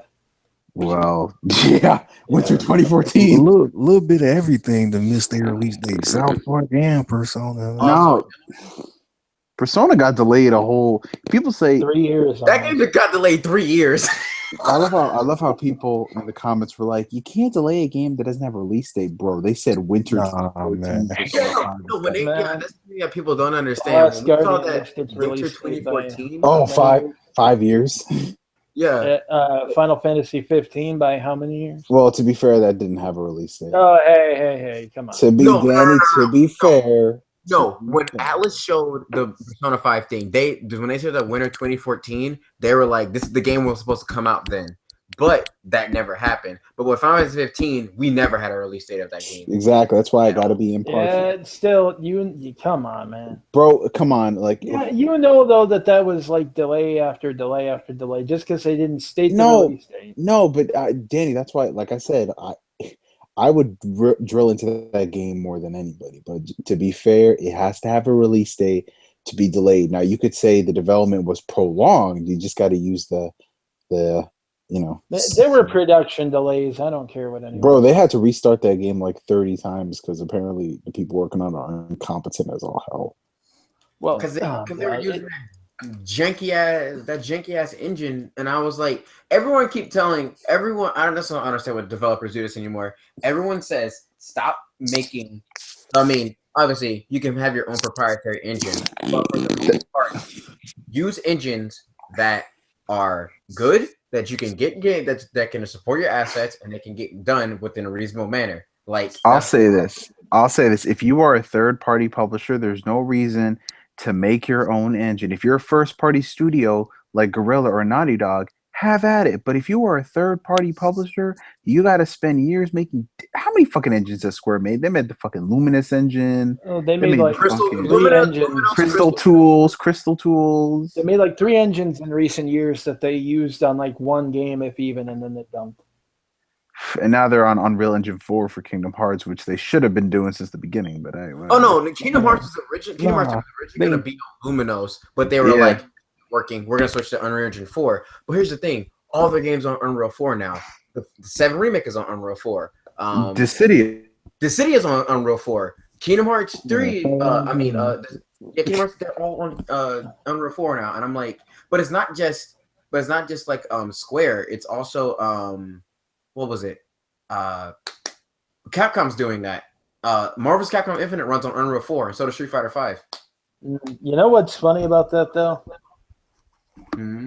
What? People hear that a game's running in that engine, and they assume that because certain things are said to be able to run that engine, that guarantees that game is coming to that thing. That's not how that works. Are we talking about Yeah, we're talking about what you think we're talking about. Yeah. What the heck is going on? I mean, that's not how it works. Why you keep dropping? I don't know. Which took some major L's recently. What took L's? So is that going to be the anchor for this? We're talking about the Unreal Engine 4 capable portable machine, sir. That totally isn't a portable machine. You mean the device that's able to do 8K? The device that's able to emit a squeal so high pitched it would kill your dog. I've messed around in Unreal 4, but here's the thing that I noticed: just because something supports your engine doesn't mean that it will run that engine well. There will be parts using that engine. For example, it's not just Nintendo. The PS3 and 360 had this problem. They supported Unreal 3, but when it came to running games on Unreal 3, it was garbage. It was really bad. That's one reason why. And then there's the fact that some games fundamentally just didn't work with the engine. like you want to know why Arkham Knight was broken on PC? It's because the engine just fundamentally was not compatible, and they were able to patch it up and fix it. But Unreal Engine, there was in 3 for Arkham Knight, and it was that's why. And people were asking, why do you just wait and use 4? Because they're running into problems like that. So the Switch, a console which is much weaker, just because it supports that engine doesn't mean it's going to be able to run it in a decent way. If I'm right on this, Dragon Quest Heroes 2 runs on Unreal Engine, but if you go look at that Digital Foundry video, that junk was below 20 frames per second. The Vita version of Dragon Quest Heroes 2 was had a better frame rate. The Vita version actually runs better. That's insane. And that they went by the docked mode even, which was the primary focus mode. I don't even want to think about what happened when it went portable. Oh, dude, when it was portable, it dropped below 20 frames. It was running at 15. Hold on, let me see the engine for this game. If I can find it. Can't find it.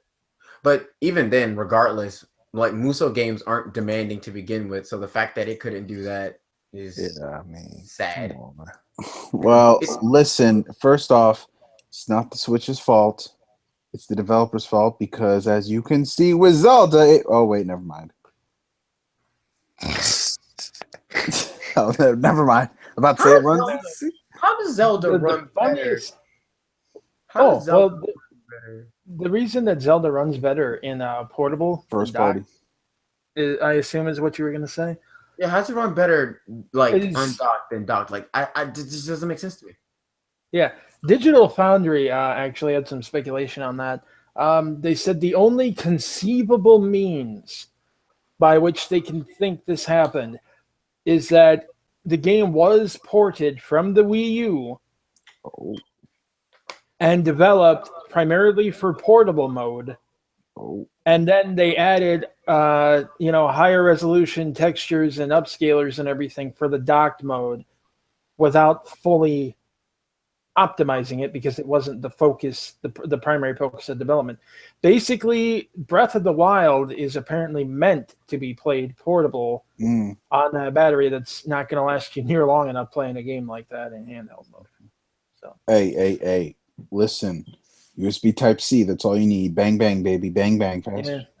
So long as you don't ever want to use that kickstand to hold it up. Yo, yeah, that's what I was about to say. Apparently, you can't play it and charge it if it's on the kickstand. That's so stupid. What? Not only that, the kickstand's actually easier to break than people think. It looked like it, trying to be fancy and stuff. And the snap pool. I was just saying that whole fiasco about people scratching their Switch screens just by placing. Oh yeah, the self-mutilating. According to Nintendo, that's not all systems. It's just that some of the docks, unfortunately, during production or shipping or something, somehow wound up bent a little inside. It is plastic on plastic screen. Yeah, that's just it. It ain't a scratch. So it's confirmed to have a plastic screen. Yeah, it is not. It is not a glass scratch from screen. It's a plastic screen like they used to be. They were thinking, hey, we can save money and yet still claim that by charging only $300, we're barely making a profit. Oh shit! Titanfall 2 Deluxe Edition, $20. Oh shit! I'm about to buy that. Buy that. Yeah, do it. But damn. Yeah, I don't understand why in the world you would. Oh God! Put the USB charger on the bottom, and then put the kickstand in a position where you wouldn't be able to use it. The friggin' things that are supposed to slide onto the Joy-Cons that let them snap onto the Switch, which first of all, I don't know why they don't come on standard.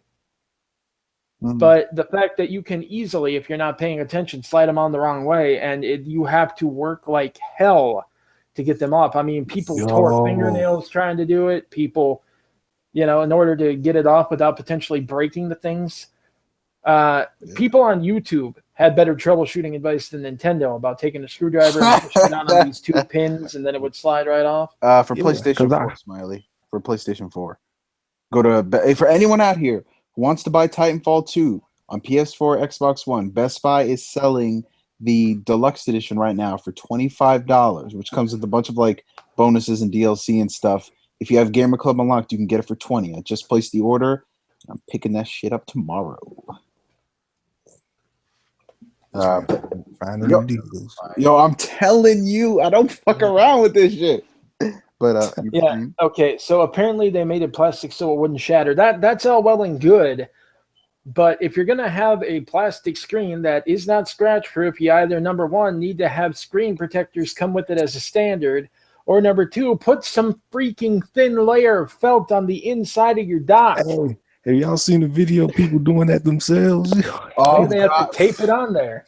I saw photos of people actually putting felt there. Freaking Yo, what was that? People broke down the dock too. You remember when I told y'all the dock is just a piece of plastic with like a fan stuck in there? Yeah.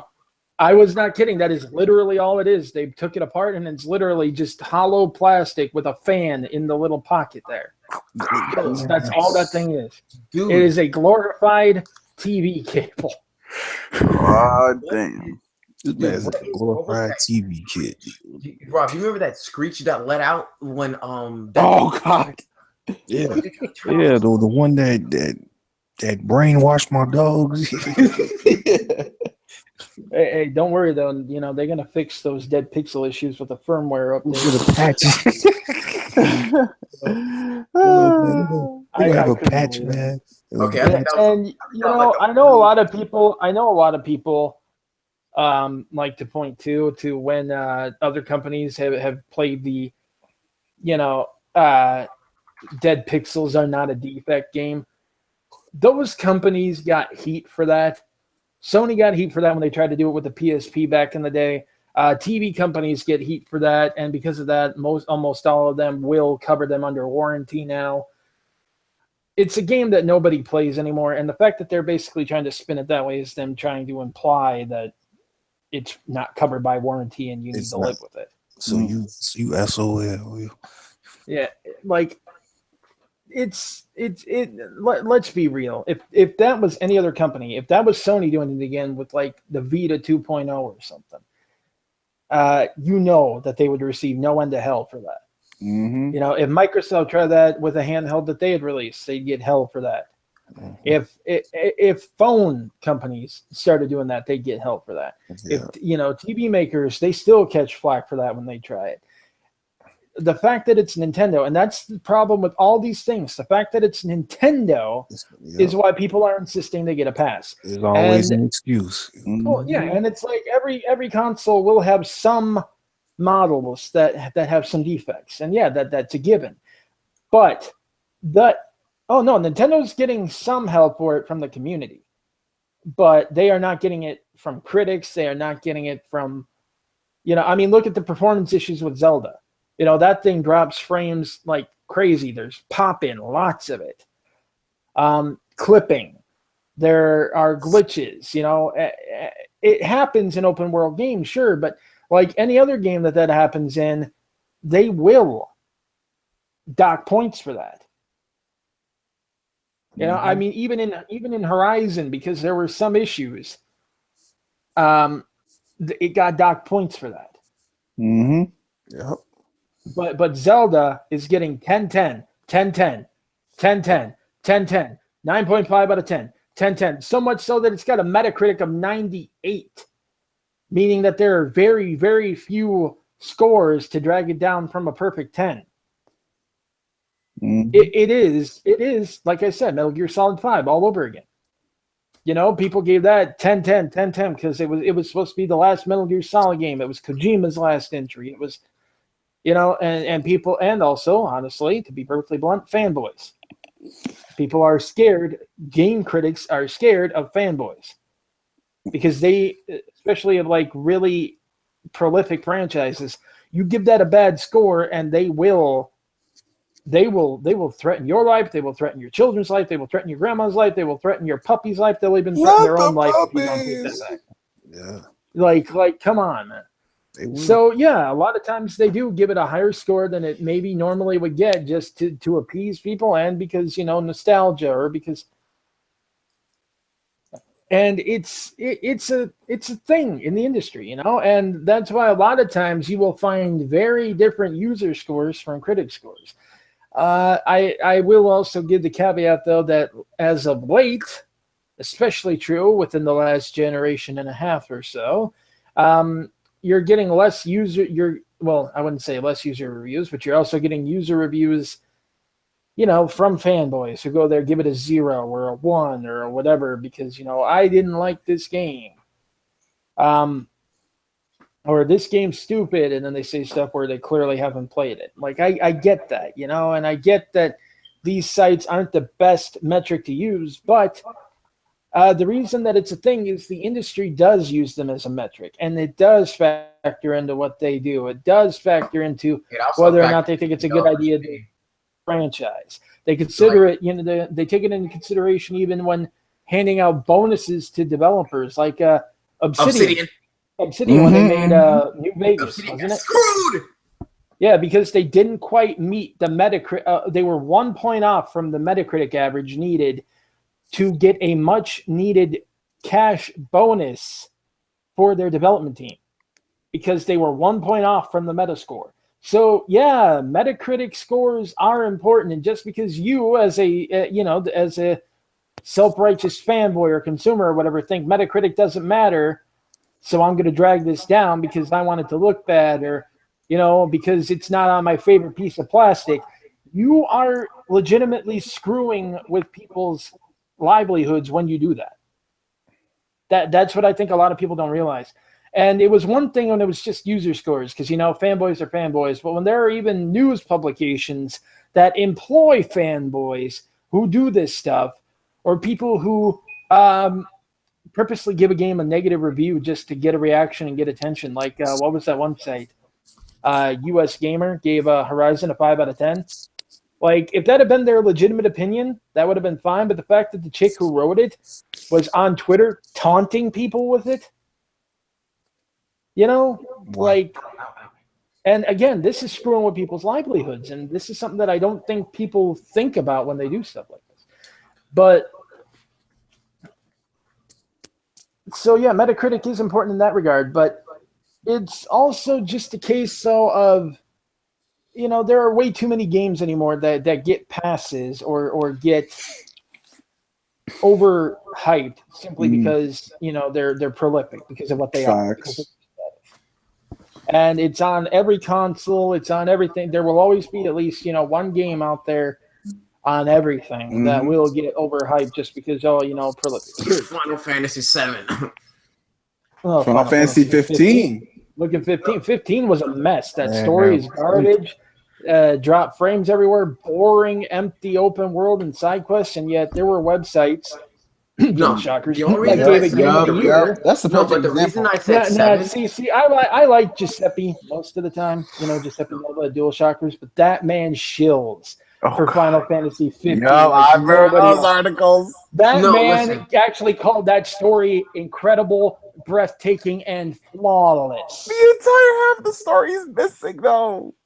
Listen. The reason I said Final Fantasy 7 is because remember they are selling that game episodic, and and that's the thing that bothers me the most about that entire game. Like, because when I first heard the 7 remake, I was like, oh, they're remaking 7. I mean, it was inevitable, but whatever. But when I heard it was going episodic, bro, I was like, yo, and people are gonna give it a pass because it's Final Fantasy 7, and I'm like, it's going.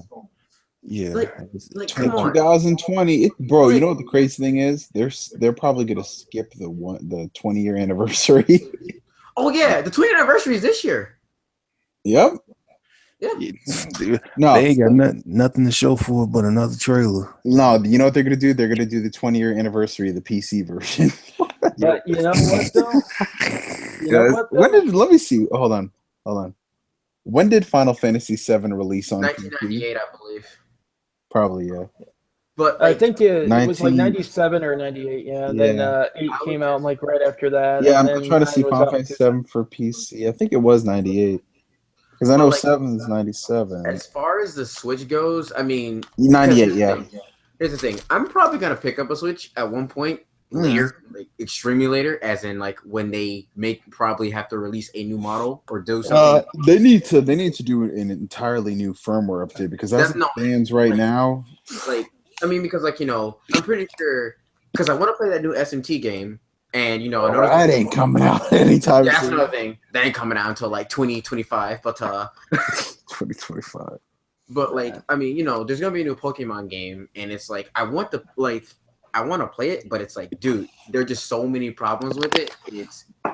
Pokemon is like literally the only thing I buy the thing for, and even then, like, I'm not even sure if they're gonna really kill off the DS Pokemon entries, or whether or not they're just gonna try to release it on both machines, and then. Like, what's going to happen? Are we going to get, like, the usual 2 versions on the one, and then the version on the Switch is going to be the combined one? Or I don't know how they're going to handle that. But honestly, if it weren't for the fact that they had announced that Pokemon was coming to the thing, I probably wouldn't even care. I have lost my ability to care about Nintendo systems because the company doesn't learn. And they made it abundantly clear all through the last gen. They don't learn. It's never their fault. It's never their mistake. It's always, in fact, they turned around and they blamed us for the Wii U not selling. We just didn't understand their vision, Iwata's vision. Even with the Switch, they're still trying to use that. This was Iwata's vision. Hashtag for Iwata. Yeah, that was their marketing slogan going forward, for Iwata. And now they're going to try. I said it once before, too, that they were probably going to try to guilt trip people off Iwata's death into supporting this thing. And then they announced that whole, our internal slogan for this thing is for Iwata. It's like, there we go. Mm-hmm. It doesn't matter. They're not marketing it with that. No, but they felt the need to make that public information long before they actually released the thing. There's a reason for that. Yep. But at any rate, we can talk more about the Switch when they actually, update the thing. So next Switch discussion 2022. We'll see y'all there. Yeah, I mean, hey, you already know what the solution to all this is going to be, the Switch 2. So. Yeah, the Switch Pro. We will see you all when the Switch 2 launches. Yeah, you remember that guy at Foxconn who insisted that they're making a 4K capable dock? I wouldn't doubt it. Well, he claimed he was from Foxconn anyway, and people are still believing it.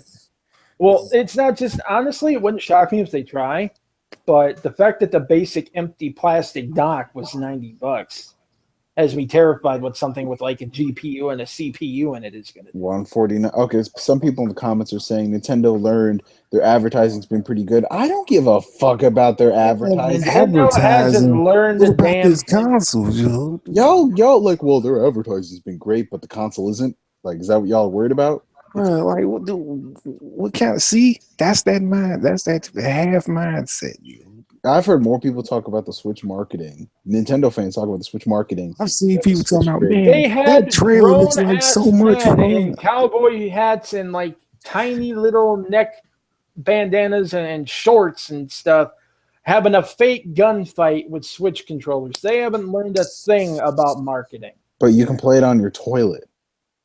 No, but the trailers look like so much fun.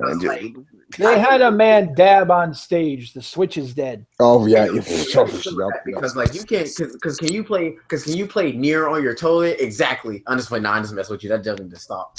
Well, you can remote play. Yeah, you're right. You can. And you can remote play anywhere as long as you have internet connection. You're right. So yeah. But can you Xbox play anywhere? I don't even. What is that? What is that? I still that's their way. Well, for one thing, it's also their way of artificially inflating sales numbers. But what basically, if you buy the Xbox One version of the game, you get a digital PC copy for free. Or if you buy it on PC, you get a digital X1 copy for free. Who the fuck wants but that? basically, there's been implication that they're counting one purchase then as 2 sales. Yeah, just 2 versions of the game sold. But that's the funny thing because it's kind of like what PC player would play on Xbox. If a PC player really wanted, like hypothetically speaking, let's give it to the argument. I like to play my consoles on my big screen TVs. You could build a $300 gaming PC, leave it in the living room, and just put it in like Steam Big Picture mode or whatever, and then it'll be good. Just 1 second though. Someone said no one uses remote play. I actually do use remote play. I don't know. For me, it never really worked. Well, I don't use it on the Vita though, because no L2, R2, and a lot of games require that. True. But I do use it on my laptop. How is that fair? It works actually really well. It's better on the laptop would you say? Well, like I can actually hook up. Well, I can actually hook up a control and play on my laptop. I used one of the X input type things to actually hook my DS4 to it. Mm-hmm. But now they actually have that dongle you can attach and pick up the signal naturally. Now I'm confused about that. How is the latency better than with the Vita? I mean, because there wasn't a lot of latency if you're right. No, I mean I didn't play anything too intensive with it when I was using it. I mostly played like Cyber Sleuth. Nice. But yeah, it came through fine. There wasn't like any kind of noticeable delay between hitting the button and then seeing it on the screen. You could set different resolutions, and believe it or not, the different resolutions would actually affect like speed. Like if you notice slowdown in 720, you can knock it down a little bit. I mean, it basically kind of squishes it into a window. But, so long as you don't mind or you have a big enough screen, you can do that. And, so long as it's playing fast, hey, I don't care. I get to keep playing my game. Mm-hmm. So, yeah, it's remote play is actually a pretty nifty feature. But so before we close this up, when do you guys think you'll ever actually buy a Switch? Because I'm pretty sure most of us are going to get one at some point. All right, here's the thing. I'll probably get it. It's going to be at least a year and a half. I don't see myself. The only reason I'd see myself getting a Switch is if I can find a crazy ass bundle deal, tax return bullshit next year, or something. Because here's the thing: as it stands right now, Zelda, I can play it on the Wii U just fine. It's not like it's Last of Us Remastered where you get 1080p, 60 frames, all the DLC, all that. I can play Zelda on my Wii U. Mario, I don't care what people say. I ain't buying a Switch for no fucking Mario Odyssey. No. But that's a Game of the Year contender, even though we've seen nothing but early development footage. Yeah. Even though I'm willing to go ahead and guarantee that the whole Mario and San Andreas part is going to be smaller than people think. Well, I'm sure. Well, here's the other thing, though. The city, I guess, is like called New Donk City. What? You have girders, like red steel girders, hanging around overhead in the city. Like this, the whole thing is like a Donkey Kong reference, and the reason it's done, the Donkey Kong, King Kong in New York City. Yeah. The whole thing is like a giant King Kong / Donkey Kong reference.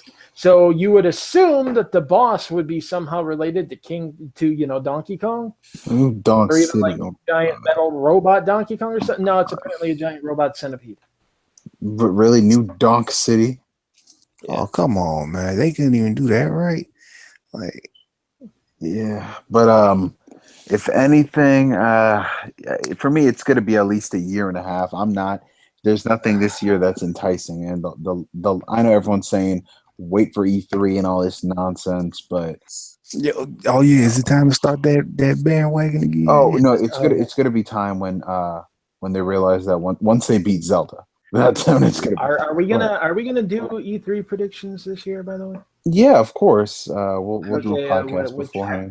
How far beforehand? I want to try to do it more than a week, because if you do it the week before the weeks start coming out, and then everyone thinks, you're not actually guessing. You just read until I see a proper Metroid game. Until I see, I need at least three IPs that we didn't get on the Wii U. Smash Bros is not going to make me buy this system. It's not. I'm done. After Smash 4, I'm done with Smash. They sucked all the energy out of that. But Chris, we have 3 new IPs.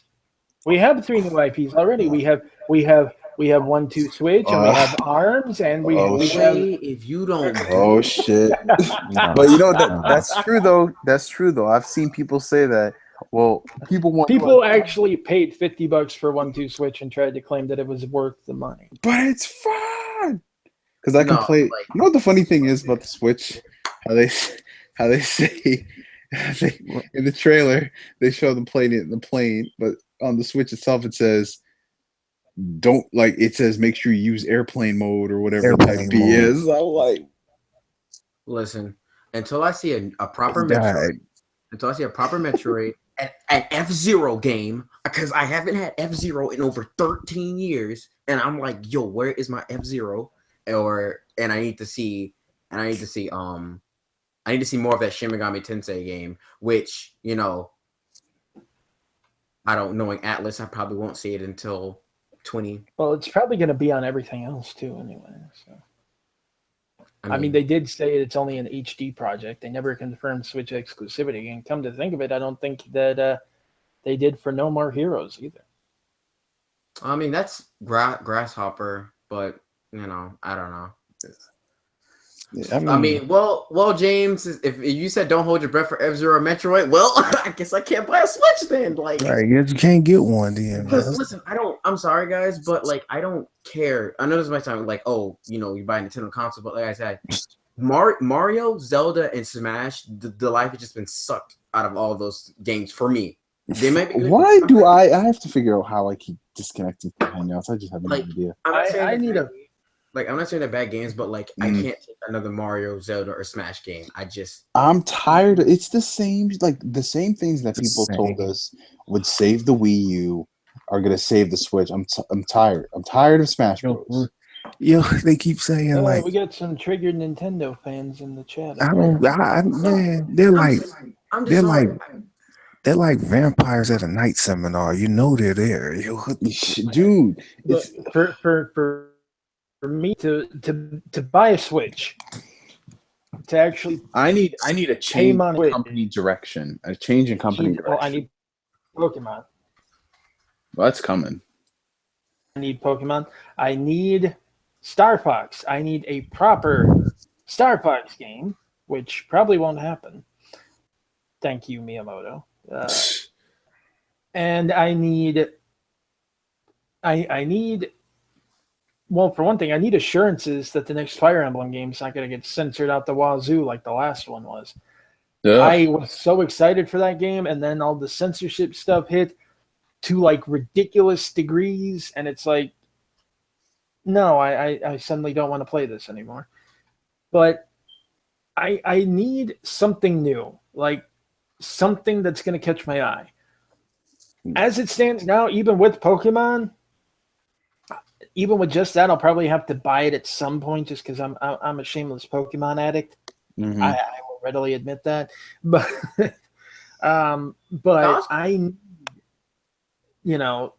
even then, I'd probably wait for like a significant price drop unless I got at least, these other things too.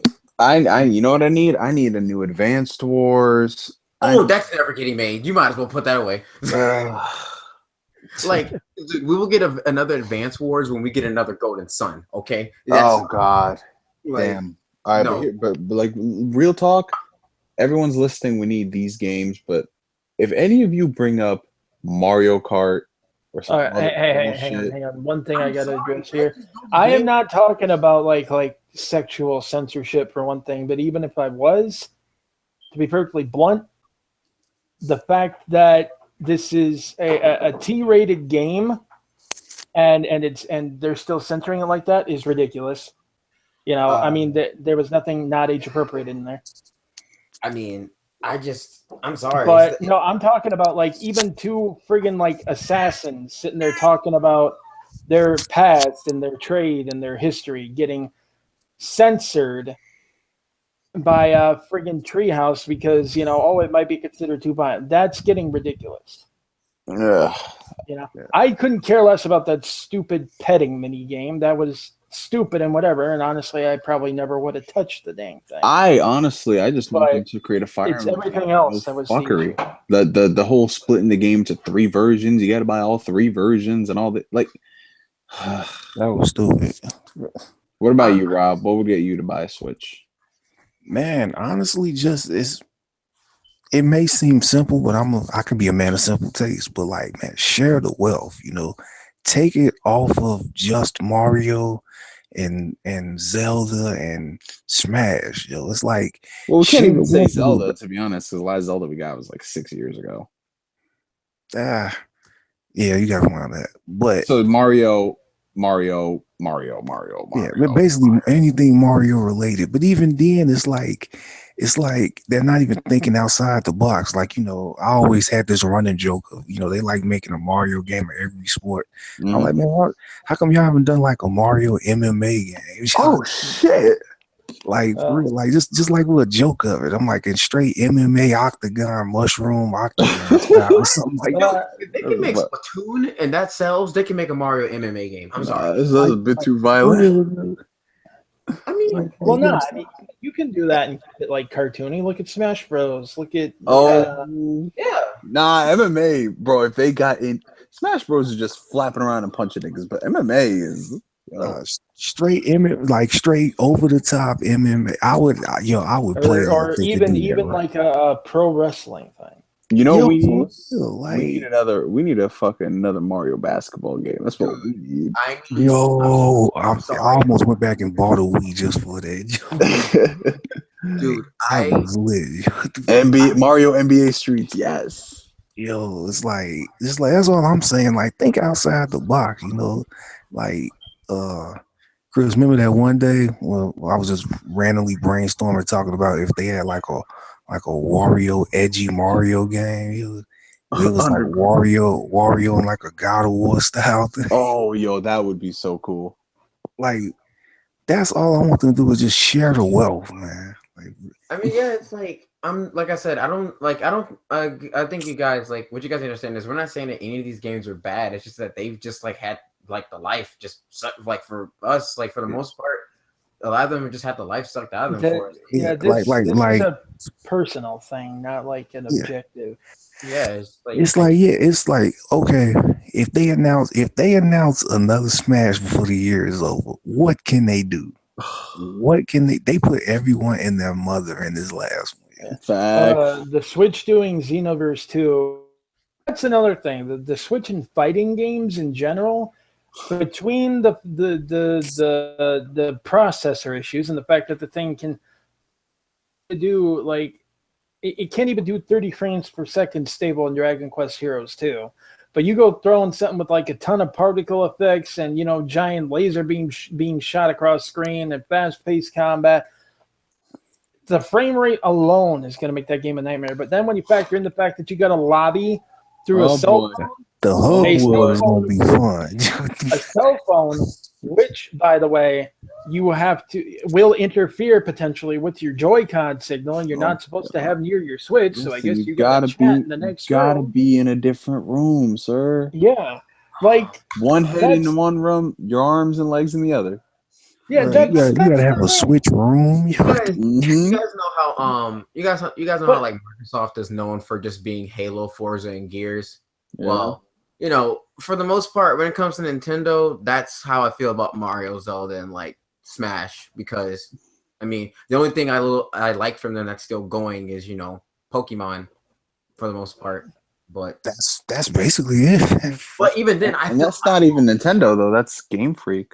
But it's not even that. Like I fall in and out of Pokemon because I went all the way up to Gen 3, stopped playing for a bit, but I got back in when they did the remakes of Gen 2. Then I played Black and White 1, Black and White 2. Then I played X and Y, then Omega Ruby and Alpha Sapphire. But I didn't play actually Sun and Moon. And it's just like I don't like have Sun's been great, honestly. I mean, that's what I keep hearing, and it's just like, I don't know. Like, Pokemon is not something I can continually play. I have to wait for it. I think I phased out of Pokemon, to be honest. Not because I've grown old, but Pokemon's not the game that I'm really into these days. But yeah, we can probably do a whole discussion. We'll probably do it after E3 because that'll be where we see where the Switch is going for the next. That'll be where we see where everything's going. Microsoft's Yeah. got a lot to prove. Oh God, yeah, we can do a whole freaking podcast just on Microsoft's E3 gamble. Look out, guys. We're not Nintendo fans. We're just Nintendo Hey, haters. ain't isn't Sony's conference night usually on a Monday? It's always Monday. Sony's on a Yeah, but they're doing their conference the same night as Bethesda now, which honestly, given how cozy Bethesda's been getting to the point of actually running PR for Microsoft after they canceled Scalebound, which, let's be real, the only reason they were bringing up times they canceled games, and it turned out to be for the better, was because Microsoft canceled Scalebound, then made that stupid comment that this was better for gamers. Yeah, Can we roast Microsoft at one point? Because like they need to get roasted. Yeah, we kind of have a couple times, but never like dedicated. So Yeah. that's that we'll reality see check is what they coming do. soon. We'll see what they do at E3. Yep. Yeah. All right. If they don't like really knock it out of the park, then yeah, they're getting roasted. Cool. All right. So anyway, ladies and gentlemen, NXP podcast, another fantastic and fabulous episode. Thank you so much for joining, watching, and listening with us. We had a good, consistent amount of people, and it was really talkative today in the chat. Everyone had something to say. I think this is one where we got the most amount of comments. So shout out to y'all. Y'all are awesome. And it seems like the general consensus is that y'all want to listen to this on other networks. So what I'll do for the next episode is I'll make sure to have my recorder going, and I'll put that on the services later. I'll figure it out throughout the week. But yeah, these will probably go up the same night as the podcast. And yeah, next week is, let me see. Next week we might not have an episode because I'm going to be in Texas again. So Oh no. yeah, we're probably going to take a week off. If next week's the week of the 13th, right? Yeah. Yeah, I think so. Yeah. So if next week, what? Who? Where? What? Don't forget, we got to do that Power Rangers cast soon, especially since the movie's out this month. Oh yeah. So if anything, we will reconvene on the 20th of March, and that's when we'll do the Power Rangers cast because, like I said, the movie comes out the 24th. So, might as well just do it a couple days beforehand, just talk about our hype. And, by that point, we'll have like all the clips and we'll be able to form a good general consensus on the movie. And yeah, so no NXP podcast for next week. Hunt the Truth, possibly, yes, because Jamal and a couple of them have played Zelda, so we can get impressions on that. Anyway, isn't he in love with that game? Yeah, he's fiending, bro. He's been playing it nonstop. Like every time I see him, he's on Zelda. So time for the outros, Danny. Blah blah blah, Twitter, blah blah, Facebook, blah blah blah, Tumblr thing, blah blah. Rob. Find me on Twitter at YoungRots, YUNG_ROTTZ. Hey, you know what? You about to take that L. You taking the L, man. You got to take the L. Because this is like the 6th podcast in a row. You still haven't seen that video. Bro, I told you last week, yeah. I having troubles editing it. Yeah, I'm doing all this through my phone. Jesus, nigga, no. I said record with just record a camera video and upload that. Bring back the cam vids. You could probably edit a movie on your phone and have it out before friggin' Kingdom Hearts 3. 25. I guess you know what? Yeah, I can't feel down about myself if I can accomplish anything before Kingdom Hearts 3 comes out. Listen, if Horizon can get announced after and released before Kingdom Hearts 3, anything is possible. It is. I don't know. I might have to stop procrastinating and just get back behind the camera. Do it! For Christ's sake, do it! It would make everything faster. Yo, for real. All right, Jamil. Game inspection. Check me out. Just did a review on Nier Automata. Working on something else. Might be a little controversial, but I might just have to make a if I happen to get in touch with this Atlas stuff, I might get a review copy for Persona 5. Oh shit! Get some early impressions of Persona 5 in the podcast. Let's go. I mean, I could have bought the game in Japanese, but no, you weeaboo. I know. Hey, look, man. I fucks. There are certain games I'm playing Japanese, but I ain't playing no fucking RPG in Japanese. Nah, no sir. No, Okay. I don't know how some of these dudes be doing it, but yeah.